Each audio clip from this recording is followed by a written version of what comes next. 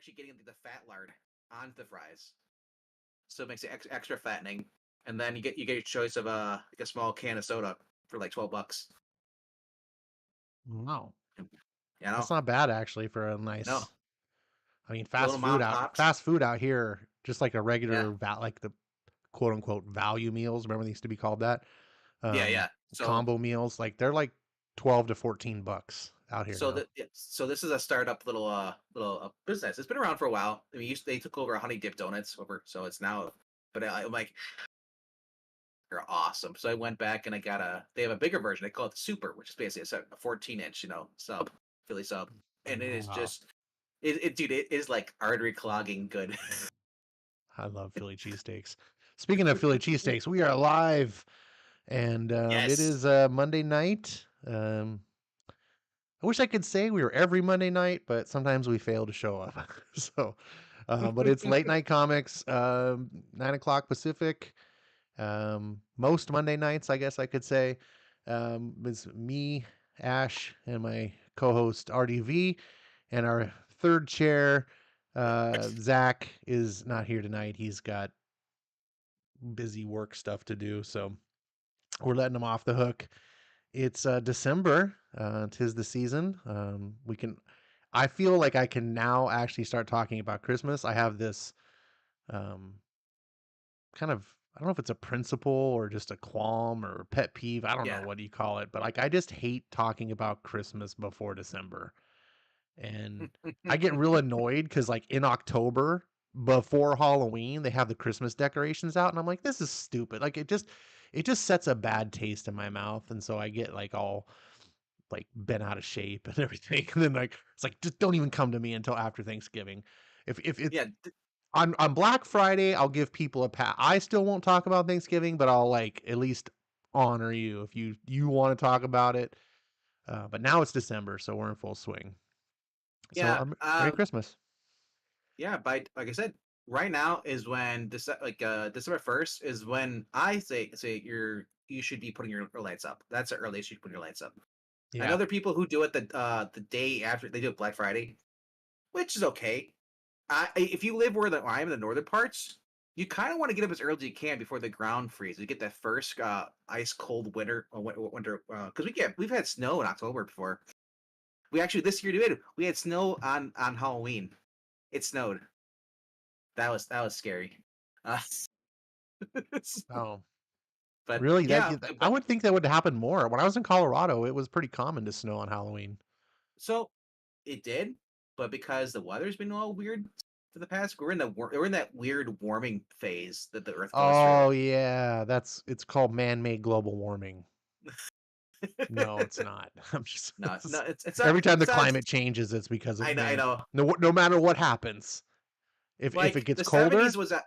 Yeah, it's because of man-made climate change. If it gets warmer, it's man-made climate change. If nothing yeah. happens at all, then the climate's not doing what it's supposed to do, which is change, and so therefore it's man-made climate change. There's a hole in the ozone layer. Yes, that's where the heat escapes, you idiots.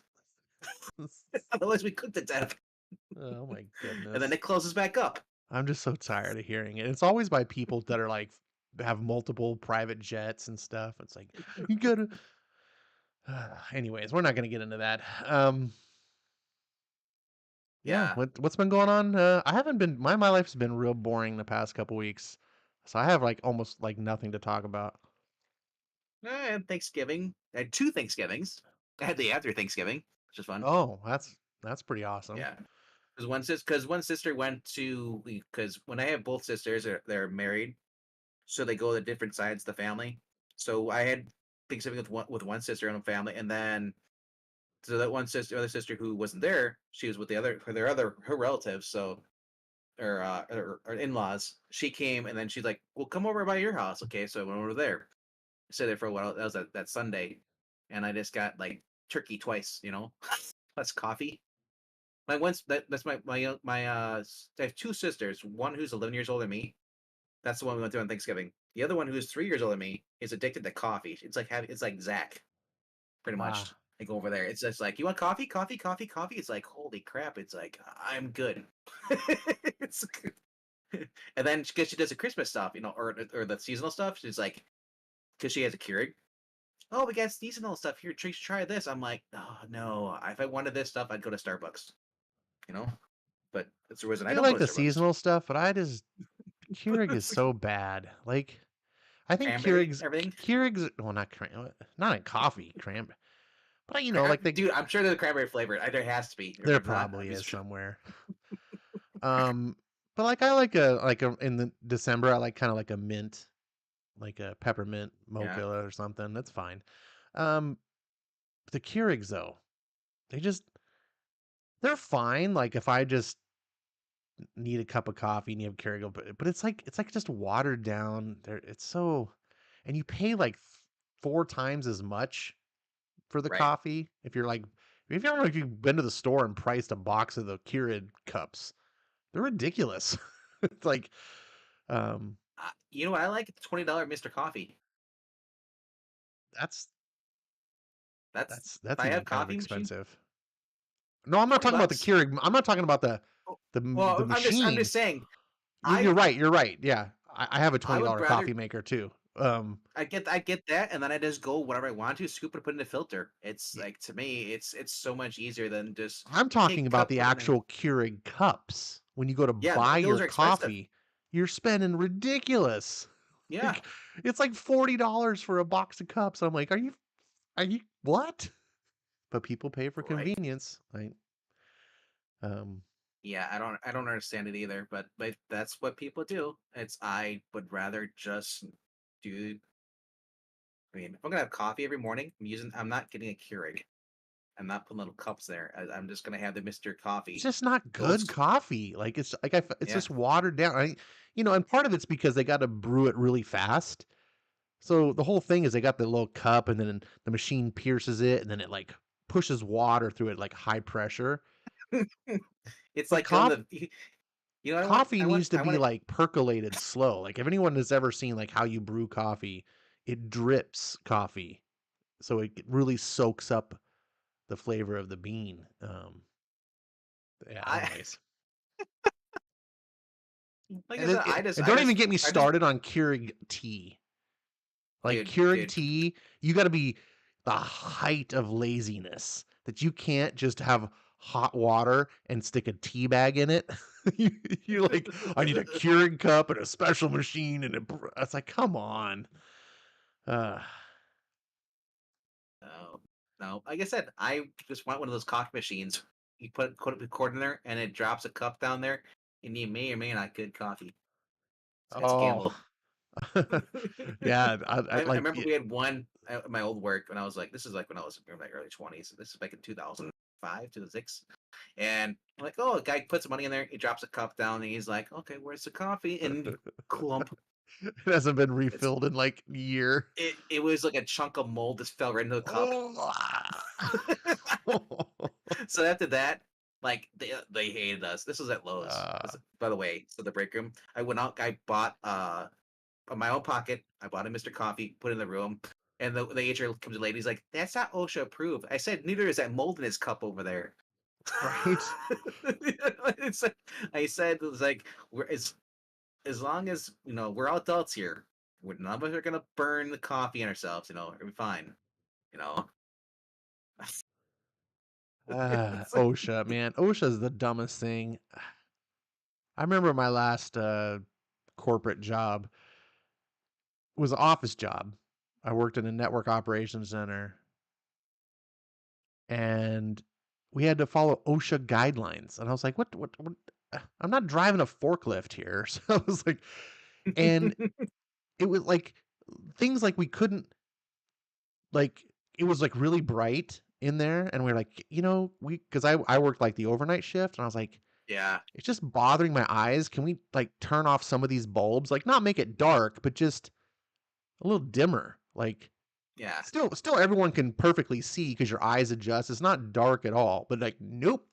OSHA guidelines, it's gotta be perfectly super bright. I was like, oh my goodness. Um They would do that overnights. If we, I remember that we doing that for like Christmas or something like that, or seasonal stuff. We change aisles over and stuff. Take those metal rackings down the middle of the stores where we just move stuff. And I remember half the lights would be on, throughout the Lowe's. It's like walking in the Lowe's. It's like we don't go in that section, Simba. That's dark because you can't see anything. There's no windows.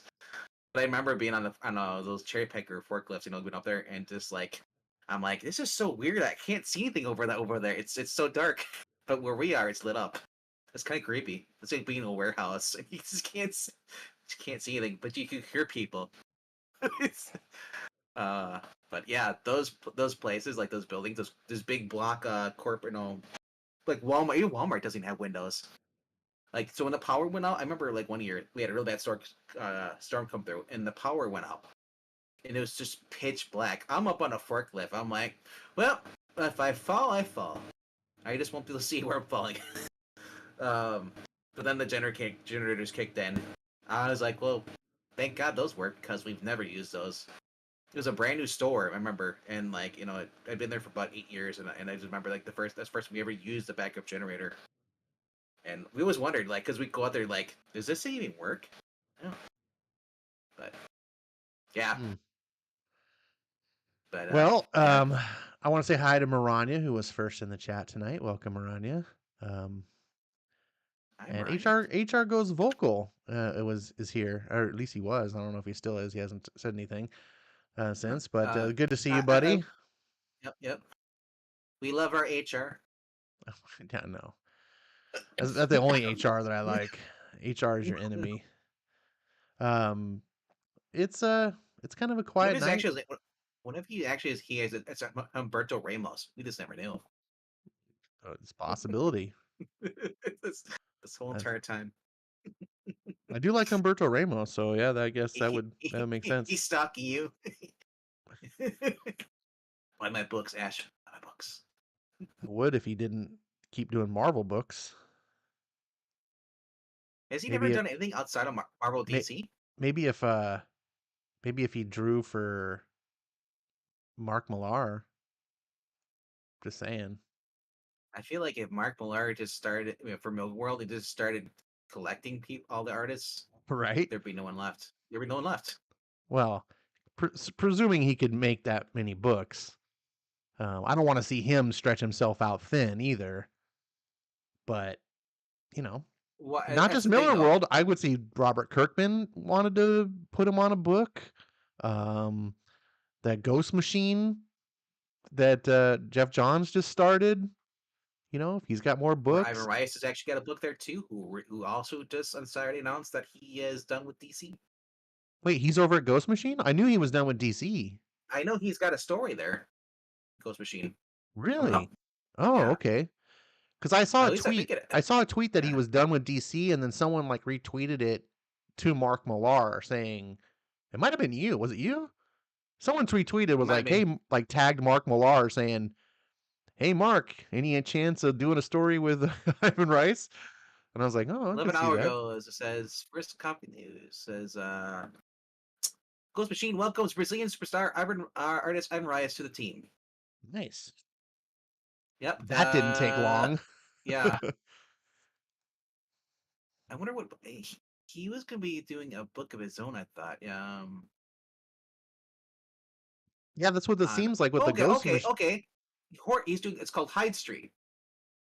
It's an all-new series which will launch Ghost Machine's horror universe and introduce strange and bizarre characters like Mr. X-Ray. Debuts in January's Ghost Machine #1. Yep. All He right. also does exclusive Hyde Street covers by Riot before launching it in later 2024. We'll have to see what the whole Ghost Machine thing is because originally It, it's it's kind of originally it weird. was going to be the Yeah. unnamed Yeah. universe, but it seems like now that they've put the Ghost Machine, they're kind of like branching out and they're going to be doing some Hmm. books that aren't part of the unnamed thing and are just they seem to be creator owned. Yeah. It Yeah. almost seems According. like it almost seems like what he's doing is kind of what Image started off in the very beginning of just getting like the big artists and saying, "You want to do a book and own the rights to your characters? Come do it." And he's Oh. just so I'm So not a big apparently, in horror part, fan, so I'm not kind of bummed. according, I was according this is all from firstcomicnews.com. It says so he's where did I see it? Yeah, he's basically it's describe it. The book is we call it it's like basically like Blackest Night's fantastic scope with Twilight Zone's thought provoking drama. John, yeah, we could continue Rice and John's tradition of epic character-centered stories, which rich and sprawling mythology surrounding them. But looking at all this stuff is like it looks pretty cool. And it also says I don't know if this is new news at all, but Geiger TV series is in works with Paramount TV with director Justin Simeon or Simon. So it's already in development. They're doing a Geiger TV series. Well, So I don't know if I that wouldn't help get out. too excited because lots of time development never goes past the planning Yeah, stages. but I So mean, if I'm not like, trying to be negative, but I'm just trying to like curb well, yeah. expectations So because remember Berserker? Yeah. Um. yeah, I mean, it's Uh. sometimes it's just on the drawing room floor and then it doesn't get greenlit for whatever, but technically it's in development. And so someone gets word of it, they publish, and then fans get all excited, like, oh, they're making this. And it's like, just wait, What they should do? wait until the It's pilot's announced. yes, yes, yes. Before you announce it at all. But I mean, right now, Kirkman's already proven you can do transfer from comic book to onto like Amazon Prime stuff. Now he did have to change a few things. So I would hate to see Geiger go to Amazon Prime and then needlessly race swap characters. You know, but I Well, mean, technically, I don't know if Amazon required him to do that. I wonder too. Yeah, For the fans, he did not need to change anything. So, no. um, it was, yeah, I don't know. I don't know if Well, that well, The let's see Geiger what. universe is already kind of diverse. Yeah, Junkyard Joe's a robot, but the character that and made him is a black guy. Geiger's an but you are Arab. but you are right though. I wonder how much Kirkman actually did it for the fans or just did it for himself because he did that with Walking Dead. What happens to Rick? He changed all the characters when he did the TV series. Stuff that he regretted doing, he changed it in the TV show. Uh, So he was well, involved. he didn't have full control of No, the no, TV but show. he has said he was involved with certain things, and that's why certain ideas that he did with as Rick, not losing his hand like in the comic books, Speaking of giving it to which, did Aaron. you see that Yeah, they're bringing Rick back to the TV show? yeah, he's got a spinoff. They announced Yeah. it about like a couple they months ago. they get rid of him in the show, and now they're making a spin-off of Walking Dead Well, with Rick. you know It's why like, come you know on. why Rick the actor left the show. He left the Um, show because he wanted to take a break off. So they said they didn't kill him off. They just let him. He was carried away in a helicopter, so they never killed him off. Andrew Lincoln had been there for like 8 seasons, or like he said, like I need a break. I want to spend time with family. He's not from the United States. He's from London, or right over there, England. He wanted to go back. So yeah. that's I yeah. So I don't have much sympathy. Actors, even if you're on a TV show, it's not that much work. Like, seriously, the whole I need a break. It's like how many weeks are you working out of the year? Like less than half. It's like, I don't know. I mean, they're down so in Georgia for filming all this stuff. I don't know how you know you, many weeks of the year they are, you know who's but I mean, working a lot is the showrunner. They don't get any days off. They're the production crew. constantly, Yes, yes, yeah. the actors, they only show up when it's like, oh, it's a shooting day. Okay, we need you on set. They shoot the typical TV. Not every show's the same, but your typical like network show was one episode per week, much like how you consume it. So if you had in the old days, you had like 22 episodes in a season, so that'd be 22 weeks of shooting. That's not insignificant, especially if you want to be on other shows or do other things. But when you're shooting like a cable show and we got 10 episodes like in a season, Yeah, it's like, yeah. come on. So I don't know. Like I said, and these guys get paid so much money. I thought that he left a show because of biggest reason people leave shows is they feel like they're getting pigeonholed into something and they like want to expand their acting and they don't want to be. And so I was like, oh, look what happened. You left the show and you did Hmm. nothing and now you're crawling back. That was my assumption, but I could Eh, obviously be I wrong. guess that Andrew Lincoln is actually one of the better actors when come across I this liked him. I thought he generation. was So great as Rick. yeah, But you see that yeah, all the time, right? Like remember Zachary Quinto after the yeah. first Star Trek movie, he was like, I'm not gonna do anymore. And it's like, dude. I don't want to be stereotyped and getting paid millions of dollars for it. Stereotype me away. yeah, dude, you are not Tom Cruise. You should take, and if you get a gig like Star Trek that can be made, sequel after sequel, like just grab onto it and hold tight. Like I just don't You want me to understand. be? Like Yeah, Scarlett it's like Johansson, I don't want to be Black Widow anymore. It's like, are you out of your mind? Your career's done, and sure enough, it's done. Like, I think it is with Scarlett Johansson. I think she just didn't want to be Black Widow with the current, crew and all that stuff. She probably doesn't get along with them. Like, maybe I think she. whoever's running it.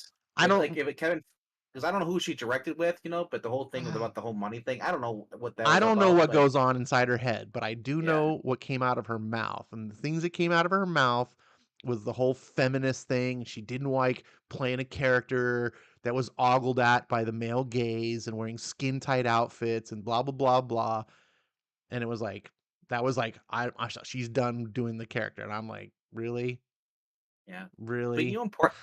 more importantly though, we need to discuss what HR Vocal's new username is going to be. Oh, that's a good point. HR says Uh, I, he's thinking about changing his username again. I don't I remember want what his HR last goes like HR goes Europe. what what was his previous username? I forgot it. I don't know.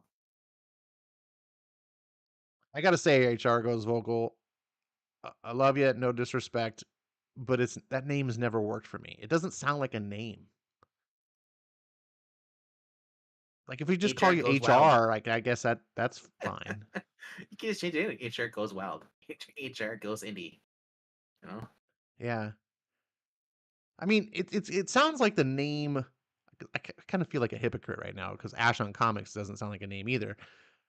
But it wasn't meant to be my name. It was meant to be the name of the channel.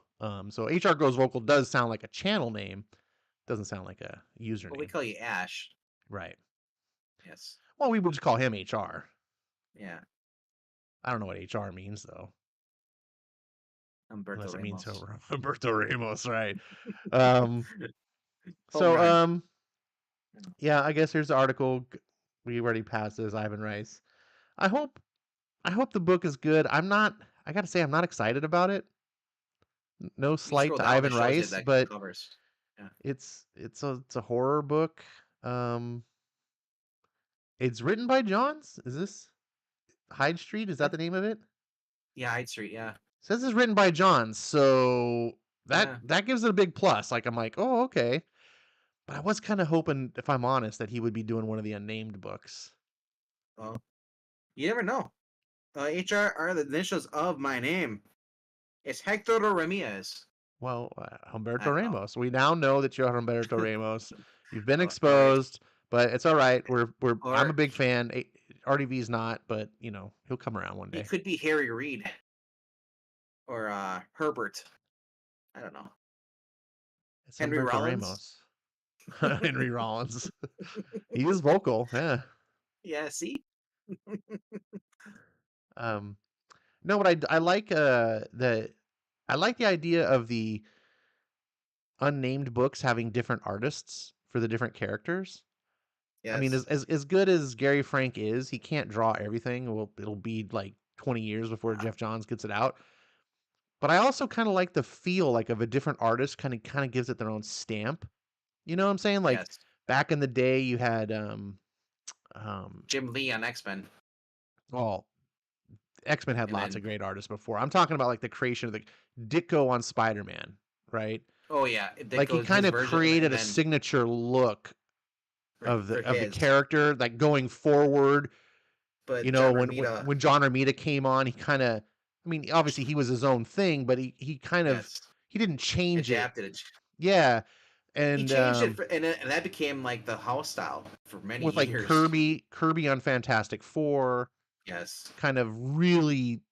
So I was kind of hoping that Johns might do a similar thing with some modern artists for the launch of his characters to kind of, because I mean like now that I've read that short story for Yeah. Redcoat with Brian Hitch illustrating, I can't imagine Gary Frank doing Redcoat.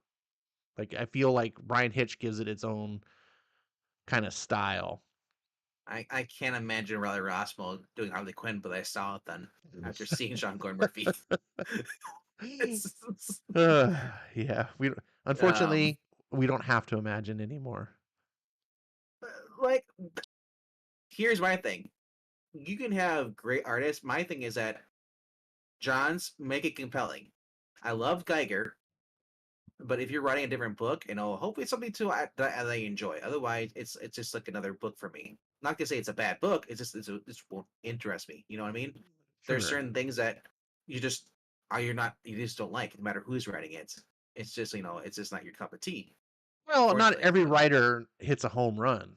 yeah, So, I mean, there's sometimes, like, there's writers that I really like, and then I read something and go, that's, you know, like, it's like George yeah, Lucas. I like George Lucas. Star Wars is, like, my biggest thing ever, right? But THX 1138, okay, you know?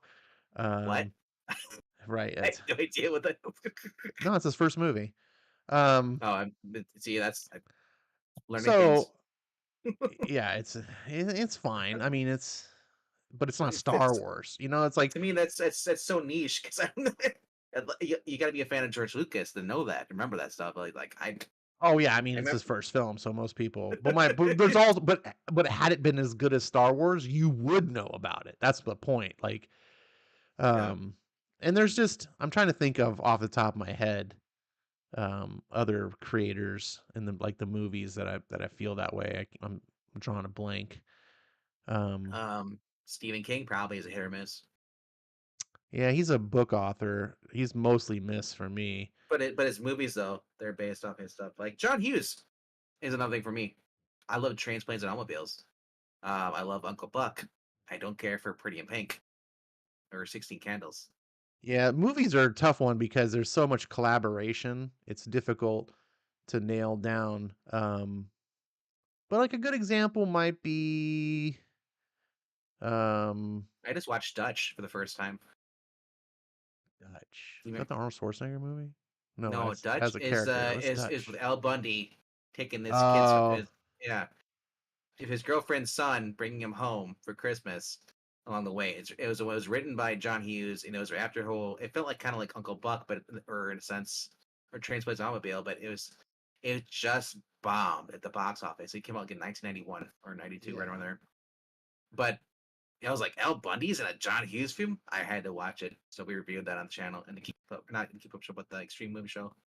And I liked it, and now I can understand why it bombed because he's already done this story before, and it's never you're never gonna top Trains, Planes, and Automobile or Uncle Buck. You know, putting Al Bundy into this, even though Al Bundy was at the top of his games, he just finished Married Children around '91. I don't think it was still on the air anymore, but maybe with reruns. But putting him into a John Hughes film, it was just so weird, you know, I, because it's not Al Bundy, it's Ed O'Neill. It's like remember Ed O'Neill in what was it Little Giants?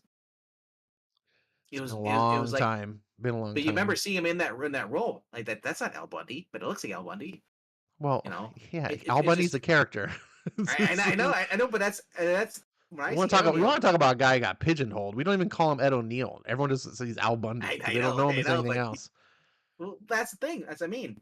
So like I said, I hope. So when it comes to some of these books here, it's like I like certain characters, certain things, and we talk about when another writer or another artist takes their stab at it, and it's just like, wow, it's just not the same. You put Rossmo on a book that somebody else was drawn, like Dan Mora, and it's Rossmo. It's like it ruins the book. So, but I don't think any of these guys are bad artists that come to Ghost Machine. I I so I'm looking forward to all of them. Well, Johns knows what he's doing. I don't buy. He's not the kind of But writer that I will just buy whatever he does, and that's simply because did you do that for Kirkman?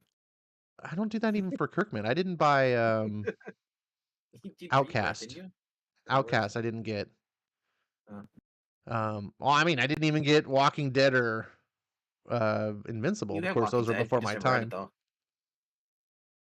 But Um, but no, but you never, yeah. Outcast came out. I didn't get that. But No, now I pretty much jump on. I mean, I wasn't gonna get Firepower. I think Firepower is what cemented that for me, where I was, like going, "Oh, okay, this book's really good." He's not just kind of a not that I thought he was a one-hit wonder, but I thought he was kind of like the kind of writer where it's like he can do some good things, but he can also do some not good things, which is most writers. Yeah, I've There been are very collecting few there's very few that it's like, if they do something, I will get it no matter what, like, just yeah, blind, like, they're so good, they're so impressive to me, I'll just get it. And then comic books, yeah. it used to be Frank Miller. Like, I totally concede the guy, unfortunately, is in his sunset years, and I'll still pretty much get Frank Miller books more for, like, the nostalgia and just, like, the fandom of this is a guy that's been, he's, like, kind of almost like the Stan Lee to many people, like, he that Frank Miller is to me in comics, like, I'm just so it's kind of fun to just have, like, even if it sucks, I'm like, "Oh, it's a new Frank Miller book," because I'm just a fan of him. But, Speaking of Frank Miller, you know what comes out next week? Ronan? Batman 404 facsimile Oh, with a sketch cover and everything. Like sketch cover, you can take the cons if you want to and stuff. They're wow. releasing a bunch of facsimiles. It's crazy. Wow, that's interesting. I'm not sure how I think about that.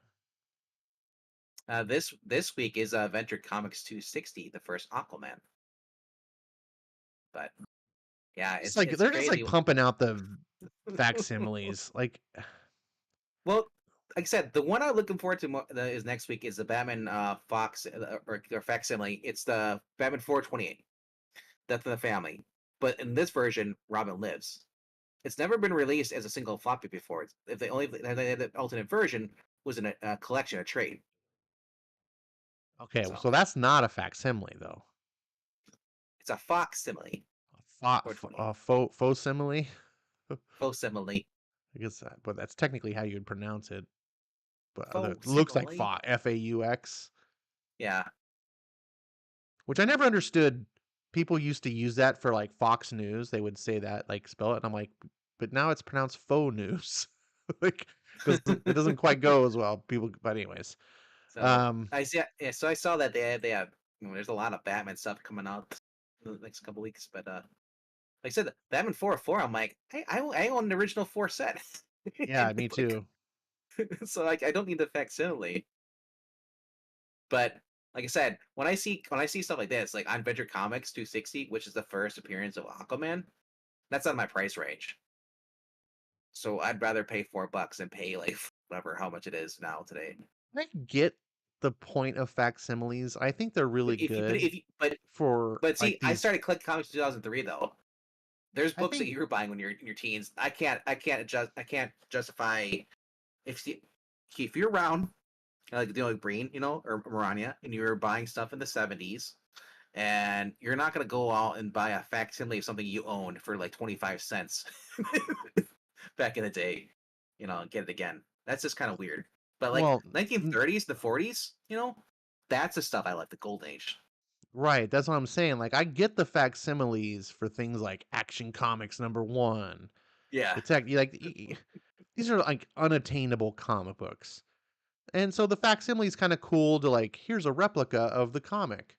I really wish Yep. facsimiles would actually print on newsprint, so you really got like, it was a true S- replica, Some of them do, not a lot. but the nowadays, they're doing facsimiles of books that are attainable, especially because they've, like, been reprinted, it's not like, you especially, like, Batman 404, like, that I mean, I really just think that they're trying to milk at this point, the milking the facsimiles, and they're just trying to find books to do.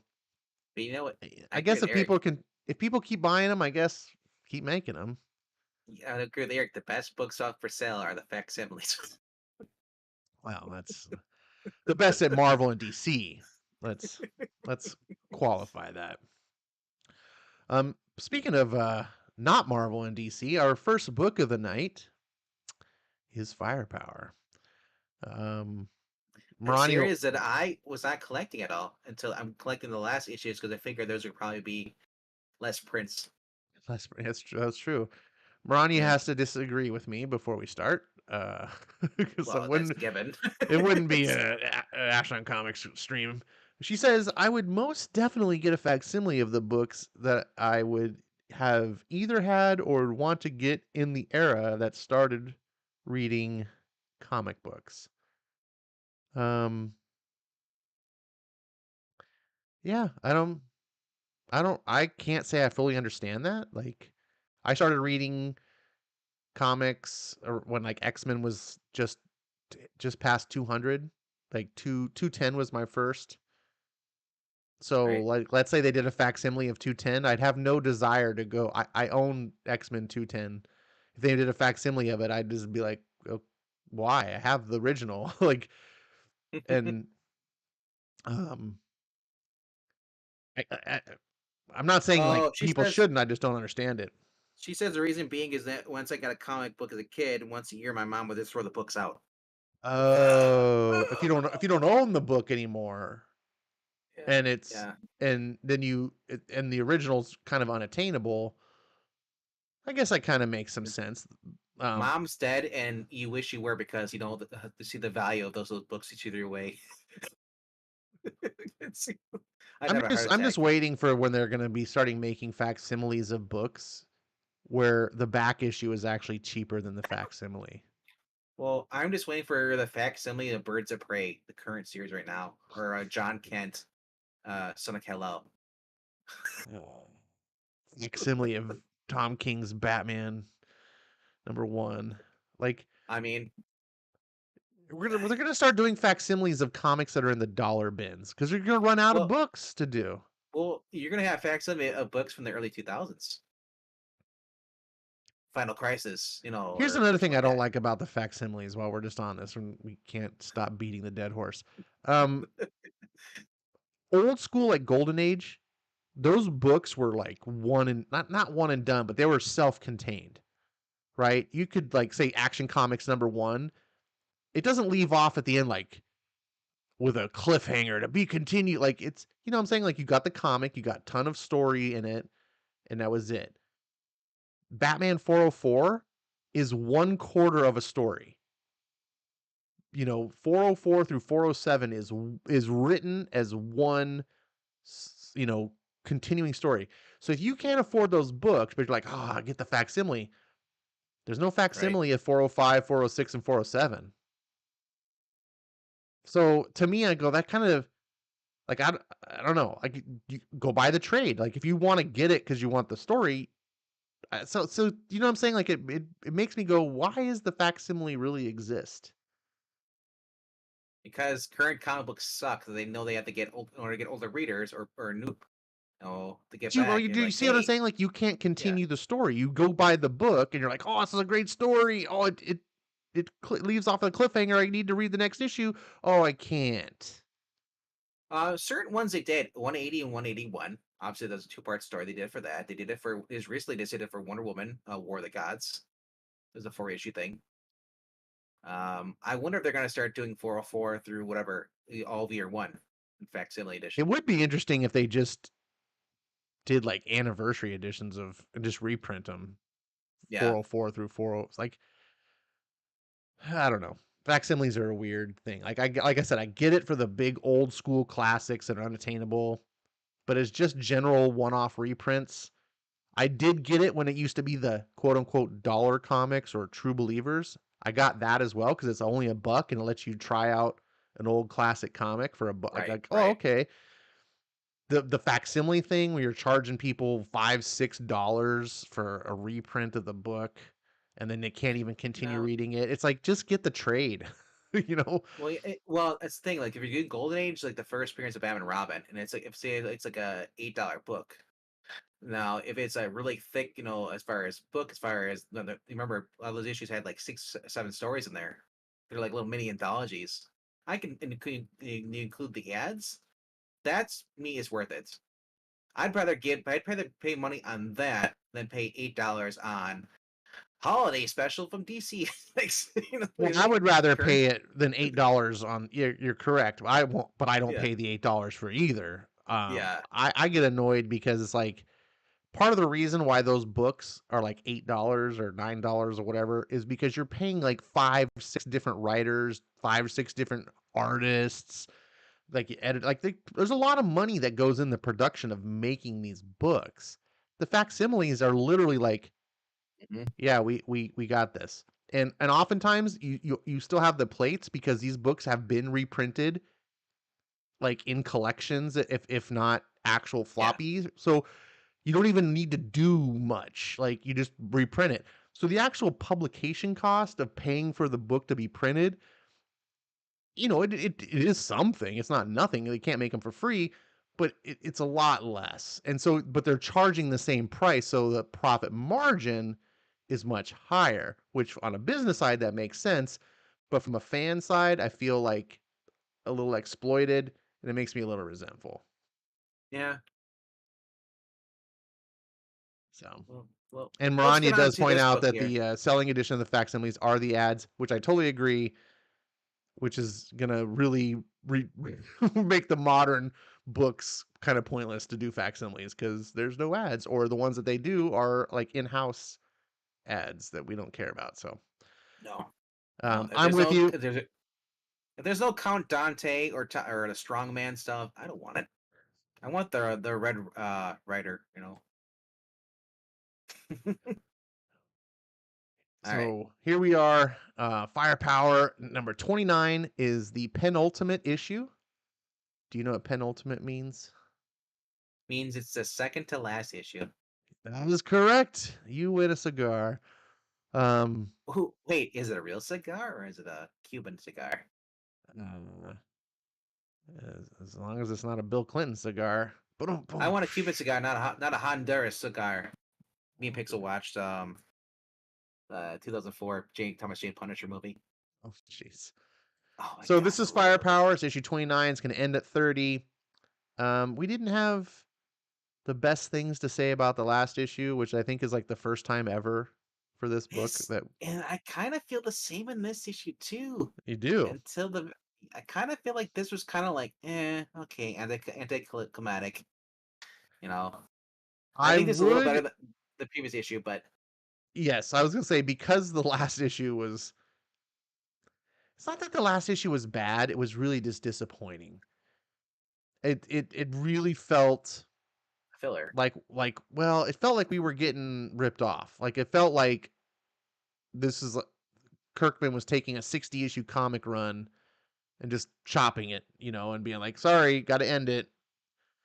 And the issue itself, I didn't hate, other than that aspect where it just made me realize, like, oh wait, you're just truncating the story. It'd be like watching, I don't know, whatever one of your favorite TV shows are that you really like, and you watch All like I the know is first 2 seasons, and yeah. then you like stop and go, okay, I'm not going to watch any other season until the last season. All I know is the ending of this book totally redeemed a previous issue, not the one there, but a different one beforehand. And I just gotta say it. I just We it's might like be you. we might be I'm just saying. disagreeing. I'm gonna say it's like the Dumb and Dumber. You totally redeemed yourself, bro. I think we might be disagreeing. So let's get on with the show. We open We up got where we left off. peanut Um, butter, peanut butter. Um, and crispy where grandpa. Grandpa is dead. Spoiler alert, by the way, we're going to have heavily spoiler. Um, the, um, I hate to say that this was the best part of the last issue, but from a writing standpoint, it was because it gave it some emotional weight. I just hate how he And draws the mom. Looks like Chris. Looks like Zach. and so we open up on this page, and there's the emotion continues, and I think this is going to read well as a trade. Um, and so we can see Owen is just distraught. He's He trying just to found that like grandpa's dead. he's trying to console his kids, but his dad is dead. And then Humvee Mom pulls shows up, and up. the mom's coming out. And now he's got to like explain to his mom like dad is dead, and it's just They kind of got split up. Yeah, she says they got yeah. split up. Um, so then we cut back to the wreckage that we never really got to see much of the fight because it all happened in like 2 pages. This is why we felt ripped off. And the dragon was defeated, and so there's just all this wreckage of the city and the military, and all of a sudden, dun dun dun, it's alive. Oh no! And it's not over. This is like a totally tropey thing to do, right? Like in the movies, like It's all the Godzilla, time. man. Yeah, it's like it's still alive. This is a pretty epic full page splash. I debated actually trying to use this for the thumbnail, but it was a little too vertical. Um, Look how little guy's falling. yeah, I know I love this shot. Um, so we cut over, and I thought this was interesting. The grandma is like, oh, "Okay, don't worry, I'm gonna keep the kids safe." And then Owens has to be like, nope, sorry, mom, they're actually coming with us. We need them." And we see the son. I forget the son's name again, but he's looking out the window, and I thought it was like the way this was drawn. I was like, "Oh, he's just kind of reminiscent, or whatever." And he starts to smile, and it's like, "What?" And we see Yeah. this was a little confusing, like, cuts to Jay Shaw. jumped. I think Jay jumped to a different scene. Yeah. Yeah. So they cut to Shaw, and he's like, "Rah, you are lost. You have no clue." He's just basically demon possessed madman. And you can see he's shackled up, so they have him as like a prisoner. But he breaks free. Whoosh! And then all the snakes go flying, and then they got to start blasting the snakes. And they're not sure, did they get every single one? And then they look over and they see Shaw is free of the snakes. And he has a moment of clarity. He's like, the Dragon King cannot be killed, only contained. It's an elemental force in our world, no less essential to our lives than water or fire. And he's like aging as this happens Yeah, I was like, this because is all the snakes are dead, so they can't the form back curse. on him. And so now he's back to being original Saw. So we discover that he's not really the evil bad guy per se. Rather, he The got dragon kind of possessed, or possessed by the dragon. yeah, he kind of embraced the temptations. A little bit of like a Darth Vader story, if you will. Um, so let me see here. So we see as they're taken off to go, Gong, who has been struggling, as you know, like to use the firepower and everything. He says to Shaw, he says, Owen believes that love is the key to wielding the fire. I'm sorry, wielding the firepower, but you don't strike me as someone who ever had a lot of love in their life. And Shaw explains that he once did, but he says, but the firepower, that's another matter. For some are fortunate to walk the path of love. For better or for worse, I've found that my power on the path of fear. Dun dun dun. Yellow Lantern. No, I'm just I know, kidding. yeah, I thought that too. I was like, So he crumbles down in a pile of dust, and Wagong is just, he has that look on his face. And then we cut over to the jet, and they're flying to try to catch the dragon. The dragon flew across the world. And so we have a moment with the kids, and Owen's trying to be like, are you going to be strong enough to do this thing? And he's trying to act tough, but he breaks down. He's crying because he's a kid. And I respected that Kirkman had this moment because one of my pet peeves is writing kids like they're just, adults. yeah, like they're They're not adults, but also, or like they they're just don't have kids. emotions. Like kids don't get scared. Like, dude, if you ever knew real kids, they get scared of like a spider, like much less a giant dragon. They'd be pissing their Or pants. or or So just or just Santa Claus. Or Santa Claus, right? Like, so showing the Mr. Bunny. kids like not just be like, oh, we can handle anything because we're super kids. Like, okay, so I was nice that to have that. And it's time they come to the dragon. Um, Owen says, Come on, Gohan. Just think of that. Owen says to him, "Is like, it's not quite the right quote, but I'll take it. You remember the last time?" And then the son is like, "What? You mean last time? Last time?" And what he's referring to is when the plane got blown apart and they like didn't Yeah, have a yeah, yeah. parachute. And so, but this time they're going to jump out of the plane on purpose. And so here they are catching up to the dragon, and they have a last moment of discussion or whatever. And so father takes son and they leap out of the plane. And this panel on the left, I really liked. I thought it was a really Yep. cool like family shot, father and The action son. shot, he's kind of sitting up and he's just kind of like in a basketball thing. And Yeah, Owen's and just they're kind of like, yeah. yeah, And the dragon's just like, I don't care. I'm just gonna go. and so yeah, so they're falling down. Now, also, just this is not really a critique, but it's a little bit of an annoyance. We're gonna do it too. Girls, the Hold boys have on, all the hold on. fun. That's a critique. I'm getting to that. This critique though is so look at I love the shot. They're flying on the plane. They're falling. Look on panel 2 here. They're Yeah, falling at free fall speed. Look how close they are to the dragon. yeah. Just keep that in mind as it goes into anime time style where a fall will last an eternity.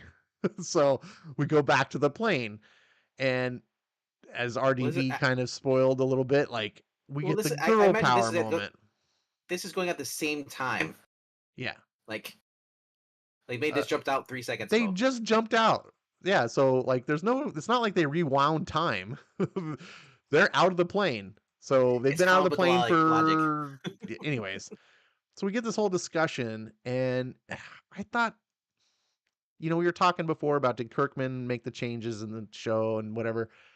I think there might be some validity to that because we can see here, while it's not completely woke, it's just enough to be annoying of like, really, did you gotta write like the girl power stuff? Um, I don't know. To me, it's just Well, like this was in before the woke stuff. I mean, there's always been kind of like let's not the boys have all the fun. Like it'd be different if the girls like outdid the guys and the guys made the guys like idiots through the whole entire comic. This is a small thing, kind of like kind of like it's like the Michael Jordan commercial. when Remember the Kelly Michael comes Jordan out of commercial? nowhere and throws the biggest fireball ever But her wait, first time, but or wait, how the but wait daughter though. throws like the hottest fireballs and they're But blue. but but wait though. You I say know, that, and I then know, you know what happens. Yeah, I know what so happens at the anyway, end. so I look at this as being like I can do anything you can do better. You know that whole commercial, Michael Jordan. I forget who it was. It's kind of like goofballs. Competitive, I and it guess makes I sense did. that his wife would say something like this because she's a female cop. She's had to put up with other guys and jokes. Imagine she's kind of like this. Is her attitude? I You know, just yeah, I don't and then know. she's also I'm trying to. She's probably also trying to. I think she's also trying to psych up her daughter too. He well, doesn't want to the jump. whole point they don't have to jump out at all. Like the whole plan was for Owen and the boy, and then it's just like, well, we can't let the boys have all the fun, and like the daughter's like, what are you talking about? We can't do this. To which point I do respect that Kirkman doesn't write her like the daughter is like a super stud. The daughter has like real fear feelings and stuff. Yeah. But that last panel, it's just like, if the boys can do it, so can we. Well, when you put it that way, I was like, oh, roll my eyes. Well, that's you down there. You're the like, what the hell? Seriously. And then we see the master. He's like, seriously? And so, dun, dun, dun. Okay, and so this is the worst panel in the entire run of the comic. I hate this panel where they jumping out and like their little power pose, and they're just looking at each other, and they're not saying anything. There's asterisks, and then the asterisks are basically saying this is what our look is saying. We're not actually saying it. We're just telling each other What they're thinking. like what they're thinking, but like, we know each other so well, we can just communicate on a sub level. Whatever. I don't necessarily mind that in concept, but listen to the dialogue. I love you, and I know you can do this. And I'm scared to death, but I can do this because I know you love and support me. I'm like, this, just take the dialogue out. Just have them jumping and have the art sell the look, and that's it. Well, the You daughter don't. jumping. I'm getting it. Like, is this like a homage? I guess to Jessica Drew, Spider Woman. All she needs is the web wings. I don't know. I Well, just that pose. that dialogue is so cringe. I was like, oh, I think I hurt something when I read that. It just this is like worse than like Hallmark. Like this, like all the testosterone in my This body this drained feels when like I a read Disney. this. It feels like those Disney movies in the 90s. I, Yeah, l- and I love you, and I know you can do this, and I'm like scared to death, but I like can do the this old because I man. know you love and support me. I love how the old man's guy's like, how many good years do I could possibly have left? Oh well, I'm What just gonna jump teenage to daughter talks like this? What teen? I don't know, Kirkman's daughter maybe? I don't know. No, no teenage daughter. I can't say I don't know because I don't have kids. I'm But scared to death, it but is I kind can of do cringy this though. because I know you love and support me. It. They have a loving family, okay? They have a happy, loving family. They can still love each other. I'm not saying. I just the way that the dialogue sounds completely I don't know. We've inhuman. been on this dialogue for 15 minutes now. Can we I move on? know it needs to be. Okay, so anyways, so we see Wei Lun. He's like looking. He's like, "Eh, those bitches are crazy." He's like, you can't believe his eyes. He doesn't say that. That was my own dialogue. And then I forget who this guy's name is. There's a lot of character Well, names. at this point, I'm like, they jump down. I'm looking at the dragons, looking at the bare bottom. But that no, that's Mei Ling. I can't remember what the other Paling. Yeah, So he's the his leader. He's the leader of the other he's a clan. father. He was a father, her father, right? Yeah, of the girl from the trade His paperback. ex. Yeah, Yeah, yeah. so he's like, "You're a braver man than me. Always was the case, and you know it." And And then the they're other like, guy, "Don't even which think it." And they like jumps out, and so look at the they're jumping. dragon. It's like, Yeah, that's a it's like cool shot. The dragons. So mother and daughter flying down. He's right behind him. Now, remember, all this takes place while they're what 100 feet from the dragon at free fall speed. All this takes place, Blake Christiani. and then they catch up to them, and they're Well, all well, throwing here's your fireballs one thing. together. Now, for those who know Dragon Ball Z logic, is that when you throw a fireball, it pushes you backwards. Your key stuff. Uh huh. So maybe they got a boost back when they first started through fireballs. Okay. Uh, Yeah, I can't deny that. So maybe yeah. it just to me, it's just like I said, I'm not criticizing it. It's comic book logic. Manga does this stuff all the time, but it just stood out to me. I was like, Well, they okay, also cool. Look said at they're using their. they're free falling to fight the dragon, and then wait a second, there's a whole scene of drama, and then oh hey look, there's Uh, nothing. It's like they froze in time. I Um, also wonder too, is like it said, remember they said they can fly a little bit by using their fireball energy. They can slow themselves down. They can kind of no, glide. you are correct. Yeah, like there is some logic to what you're saying. That's how they're going to survive Yeah. the fall, presumably. So they're blasting it, and basically, it's not enough. They're like, oh no, we gotta focus all our fire on one spot. And then Then here comes Vegeta. out of nowhere, whoosh, and you instantly know who it is.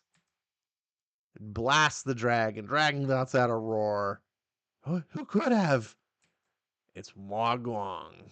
Dun dun Been dun. waiting for him, and remember, this is refreshing to finally him get his mojo because before it was a stupid we finally thought he was gonna throw when they're training it was gonna be him, but then it was the wife pops up. Oh, look at me! I got this huge fireball.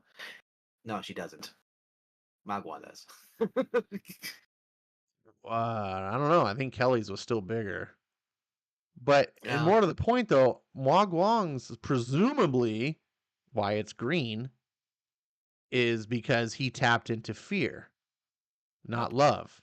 And so he's learned from Master Shaw. And at this pose, which by the way is the last panel of the comic book, so you're like, okay, now what? Are they setting him up to be like a The next villain. potential villain? Like I Well, I don't remember they had to know. contain it, so maybe he'll end up sacrificing himself. They can contain it. So let me give you my thoughts on what I disliked before you, because I think you like this, and which is fine. What rubbed me wrong about this was not that McGuang threw a fireball. I was kind of really hoping and expecting that would be the case. I was kind of hoping expecting that he would tap into like his feelings, like an Owen would get through to him, and he'd have some humanity of him. I didn't think it would be this way, which is not necessarily bad. But here's the problem: there's only 2 issues. Like this is the last of 2 issues. The previous issue felt like 30 issues in one comic book. It was super rushed. Hmm. We boom, boom, boom, boom, Yes. boom, like all this stuff. So we felt like we got robbed. So now we're on the penultimate issue, and who is the guy who saves the day? It's not Owen again. Like, oh, now it's the rival, I think Owen and we will have save the day though. one last issue. It's like if there So were I think the 50 final more issue. issues, this would not bother Sure. me. Yeah. I think the issue it would be show Owen showing up, but I mean like I look at these characters as it going for Dragon Ball Z logic here. This is like Yeah. the Vegeta and Owen's the Goku, and like they're gonna they're gonna butt heads. Like, And and it then makes sense that he would uh, tap into Owen. He's the warrior. He taps into so is fear stuff. but how awesome would that be if there were like 50 more issues? But Yeah, if the last issue is like a scene of them like, okay, now we're rivals. but I You're hear the I leader hear of I one hear school, I'm taking over the other school, and then it's like the end, and we're like, what? We don't get that story? I'm not as fully I guess frustrated as you are because you and Zach have been riding this train since the beginning. Um, I went and collected the first 20 issues or 12 issues, whatever it was, plus the prelogue Hmm. Yeah. thing in the absolute edition. And then I could constantly be reading here once in a while. And then I started collecting physically, started collecting the final issues towards here. Um, so you have more invested in this than I do, and it is annoying because it's like, okay, now finally this good story, Oblivion song kind of got kicked to the curb. Hmm. And now you're getting this. It's just like, and then that feels like this is kind of getting shafted too, so he can do the Void Rivals and all that stuff. It's like, yeah, it sucks more. It sucks because the fact that you want this to continue, but you also don't want it to hinder. I guess you'd say his two Transformers ring. If he wasn't doing Transformers, he didn't get the deal. I think this would still be going up for another 20 issues. But I think Maybe. because he doesn't have time to do work on it, or maybe this I don't care, or maybe this was the original plan. He just sucks at ending books. He's becoming a Scott Snyder. I don't know. Like it's hard to say, but I could deal with a lackluster ending. What I don't like is just condensing it all into one book and saying, yeah. like, here's what I had planned, and I'm just gonna kind of give you the cliff notes, the end. Like, what? Hmm. That's a kind of a bummer. Now, I want to also be clear that I'm not trashing this book. Firepower is still a fine book. It just was on such a high level that taking a dip is disappointing. It's like if this is a Marvel book, I'd have been like, "Hey, yeah, it's good." It's like, but because it was operating on such a high level, and I was so invested, and I was it's like, it's just like, man. So, but it is better than the last issue. I don't know what Kirkman has planned for the next issue, which I believe is hopefully going to be like a double-sized issue. Yeah. So it should be like 2 more issues essentially. Um, we'll see. I think he can stick landings because that original trade paperback before he launched the series was fan freaking tastic. I thought it ended great. Um, so The only thing I'm looking forward to now is if they do it, is doing like Rick Remender's been doing with Deadly Class. Give me those oversized hardcovers, collect it all, or what he's doing with Invincible. Give I me thought he some was. hardcover compendiums for I thought this. he. Oh, not the compendiums. I thought he was doing the oversized hardcovers He did for one this. for the very beginning, and then that's it. He did. They haven't done one since then Well, there hasn't for been enough Firepower. books. I know. So that's I'm like, You have to yeah, wait. There's probably only going to be 2 of those because it's only 30 issue run. yeah. And those oversized hardcovers, you can fit about 17, 18 issues in one. So I bet this will be a 2 volume collection. Which I already got the first one, If you so I'm got the looking first one, forward. yeah. Yeah. So Went out and got it. Our late friend Curtis, he had the original print, which I guess was the store copy print or variant that he had original. and then they reprinted the Prelude first. So I know Are you those were are going you for talking some about money the back trade then. paperback?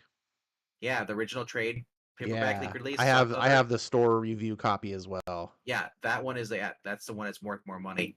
Yeah. But yeah, man. Like I said, I do hope the next issue ends well, but like it just feels like any book I read now is gonna leave just a sour taste in my mouth after I read Big Game. Oh, Big Game was so good.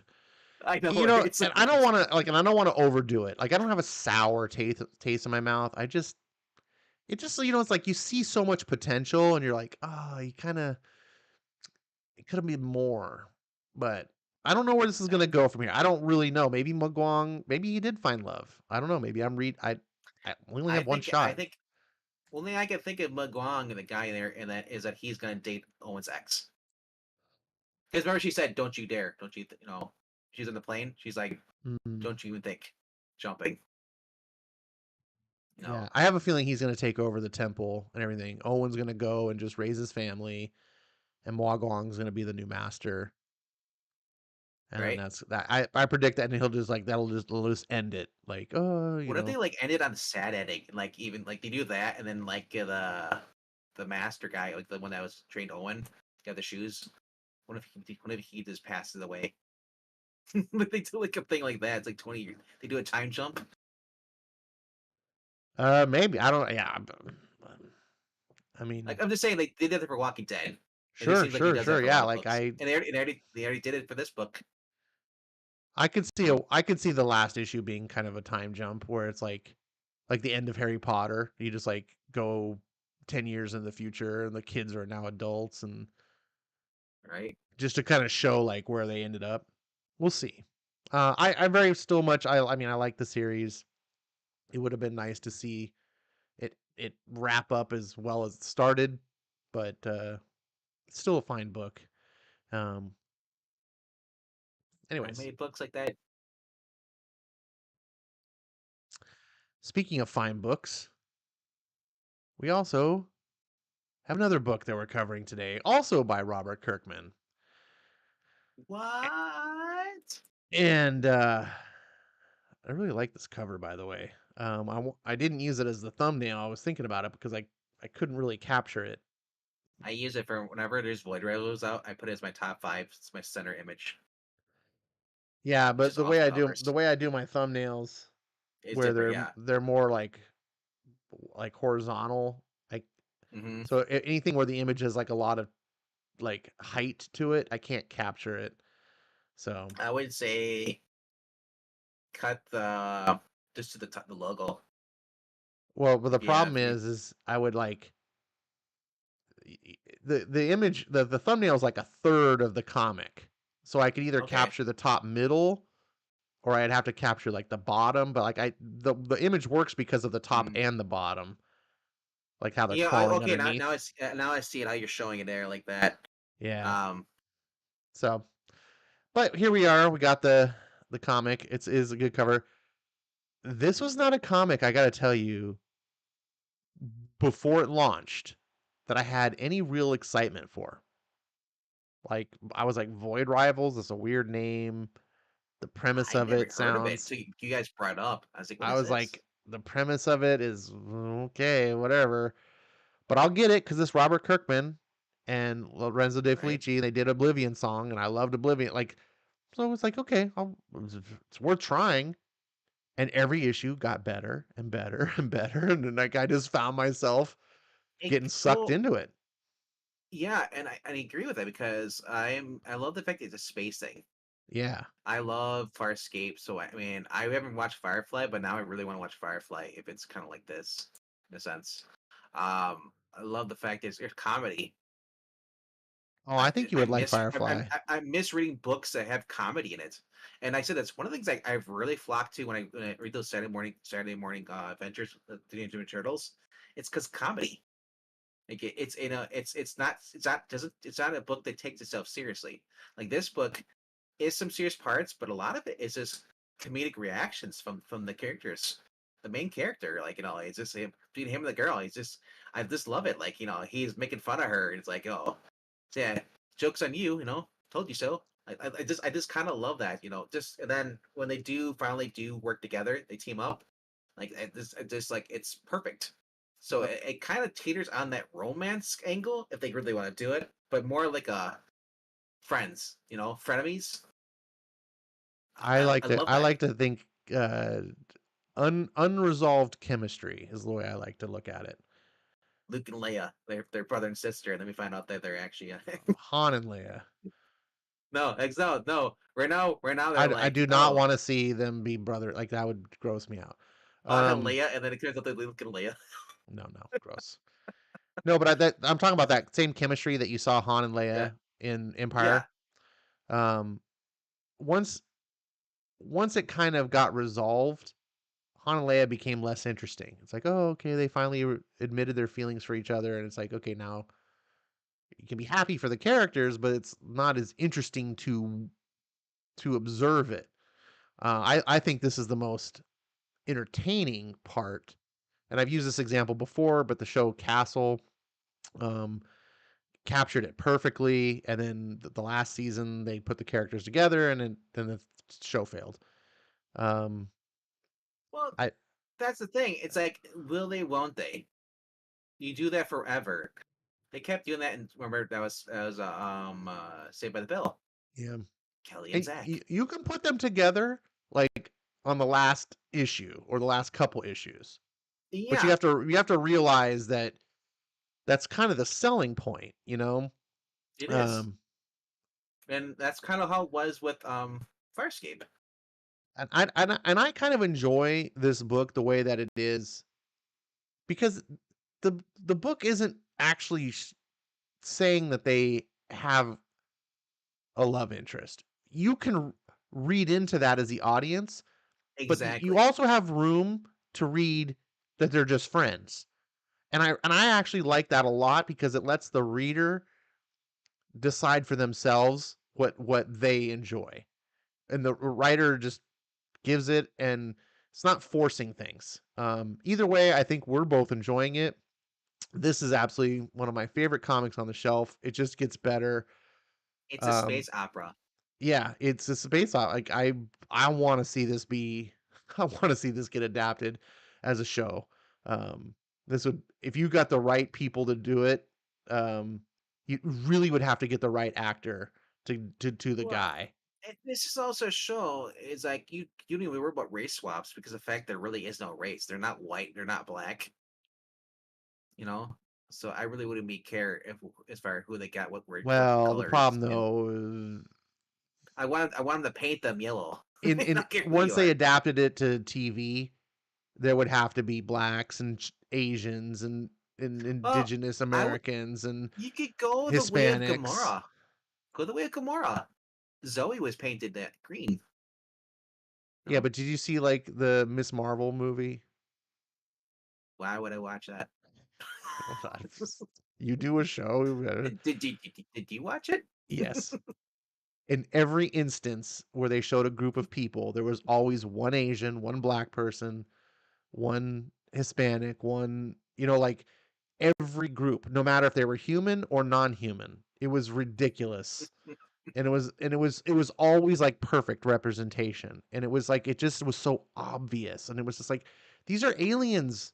Why is there" anyways, so you just I'm jaded. Look, I get it. Like, I just feel like if they did a show, they would do You it the gotta put a same chick thing in her, here. make her gay lane. Make them gay. So anyway, let's do the comic here. This is a good comic. Let's not ruin it. So we cut back, and what's the girl's name? I gotta write these characters' names. I have to It's look. Derek, and the girl is It's a Comixology, or not Comixology, but it comes in the name. yeah. Don't you have a computer? I'm looking it up. Look it up faster. Uh, Anyways, she's the Sorry, Zertonian. I Governor. can remember that.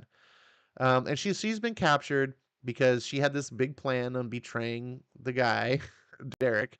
The Um, guy. the guy, Derek. That when they came back, and she's trying to free her people, and you can kind of see her dilemma because she is kind of not quite falling for him, but at least is like liking him, like friendship. They're forming a bond. Respecting him. She Yeah. respects, yeah, and it's like she cares about him, and Uh, she doesn't like Zoila or betraying him. Salia? Solila, Solila. that's it, Solila. Derek and Barbie. That's what it is. Oh, I Derek think and of that. Solila. So she doesn't like betraying him, but she's also very loyal to her people. She's been serving them all her life, and there's real problems um in what's going on. Water is one of them. And I got Yeah, to tell definitely. you, I did not see this when the comic came out because it came out before real world events. So I don't think it was actually intentionally copying it, but the Israeli Palestinian issue feels Yeah. very much mirrored here. I don't necessarily think it's intentional, but there's a similarity of like how her people are kind of like living in oppression and they don't have food and all this stuff. And then his people are they're all well off and everything. But the conflict is intentional and like you discover that the leaders on both sides don't actually want things to change and that the people are deceived and propagandized to hate each other. And so like I said, I think that is a normal trope of human history that I think just happens to coincide with the current events. And it comes across kind of timely. It doesn't ever preach any of that. So if anyone's See, not, I didn't connect it at all. I just read it as a human being.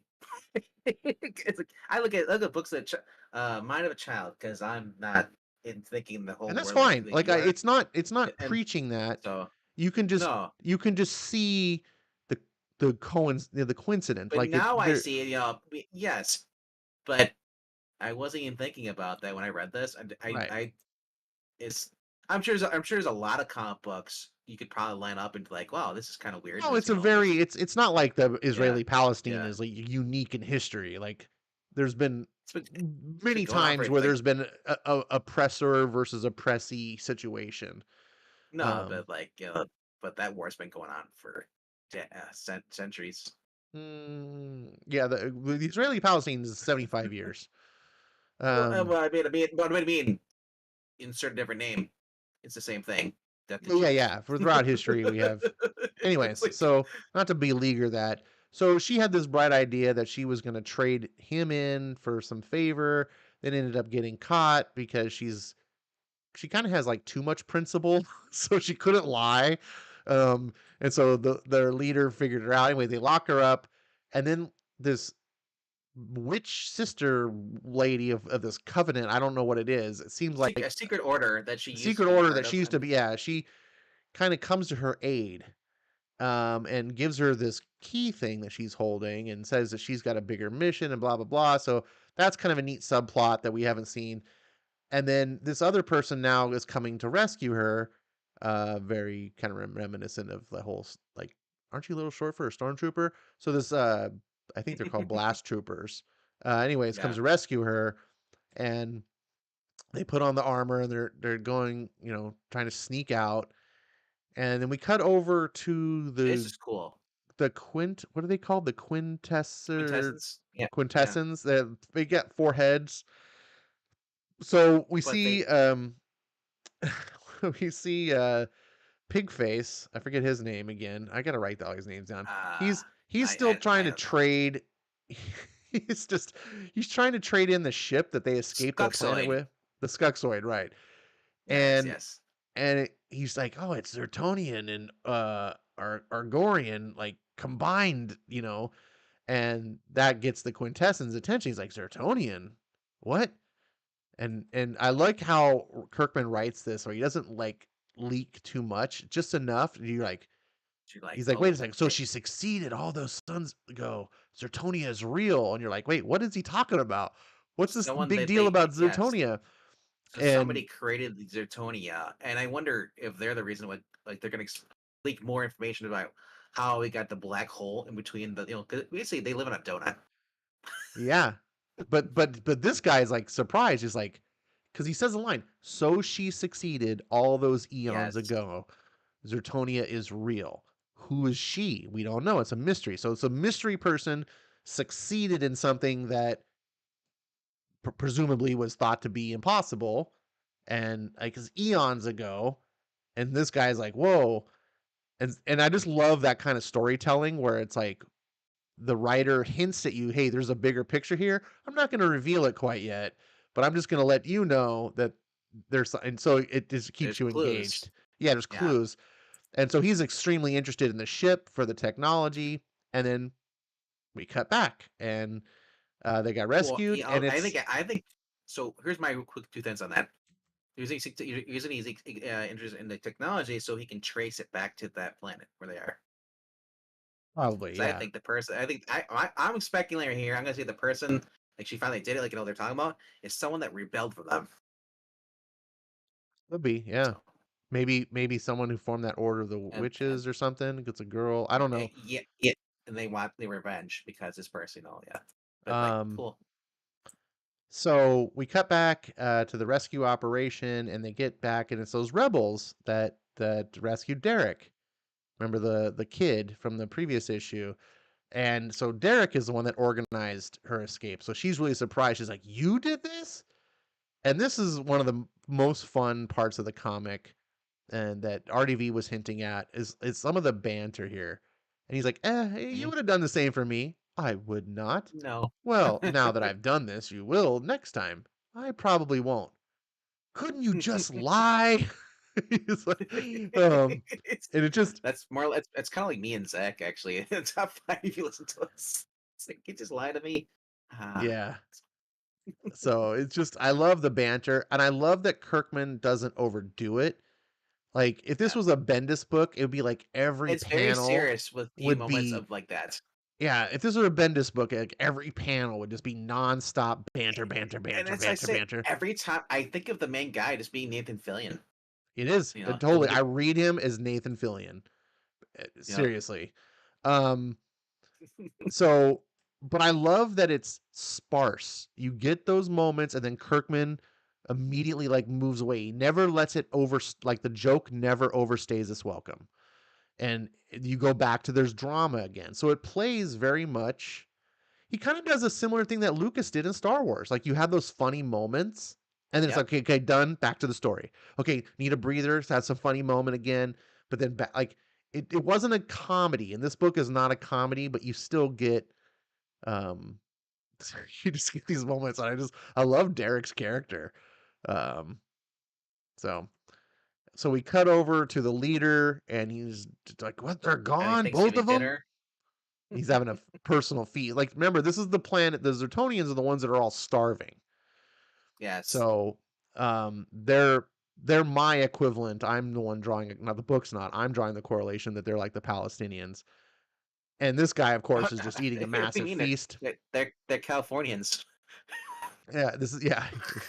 This guy also, um, although I don't want to liken my suffering to theirs. Like that's pretty bad over there. So, anyways, you're just kind of showing the level of corruption here. Just that everyone's starving, but he's wasting so much food. Um, so he's like, "Get the Minister of Arms now. Fill the streets. We have to find them." And so now the chase is on. So they're trying to escape. They're trying to blend in the crowd. They had to put a bandana on his head because he has a different gym, and that's everyone would ID him for the I gym. never noticed her. I never noticed her nose ring. What that was supposed to be. Yeah, I didn't either. That's new. Um, I don't think that's her though. No, that's the shaved head Oh, girl. That's okay. her. That's the friend that knew her like for 5 years. Okay.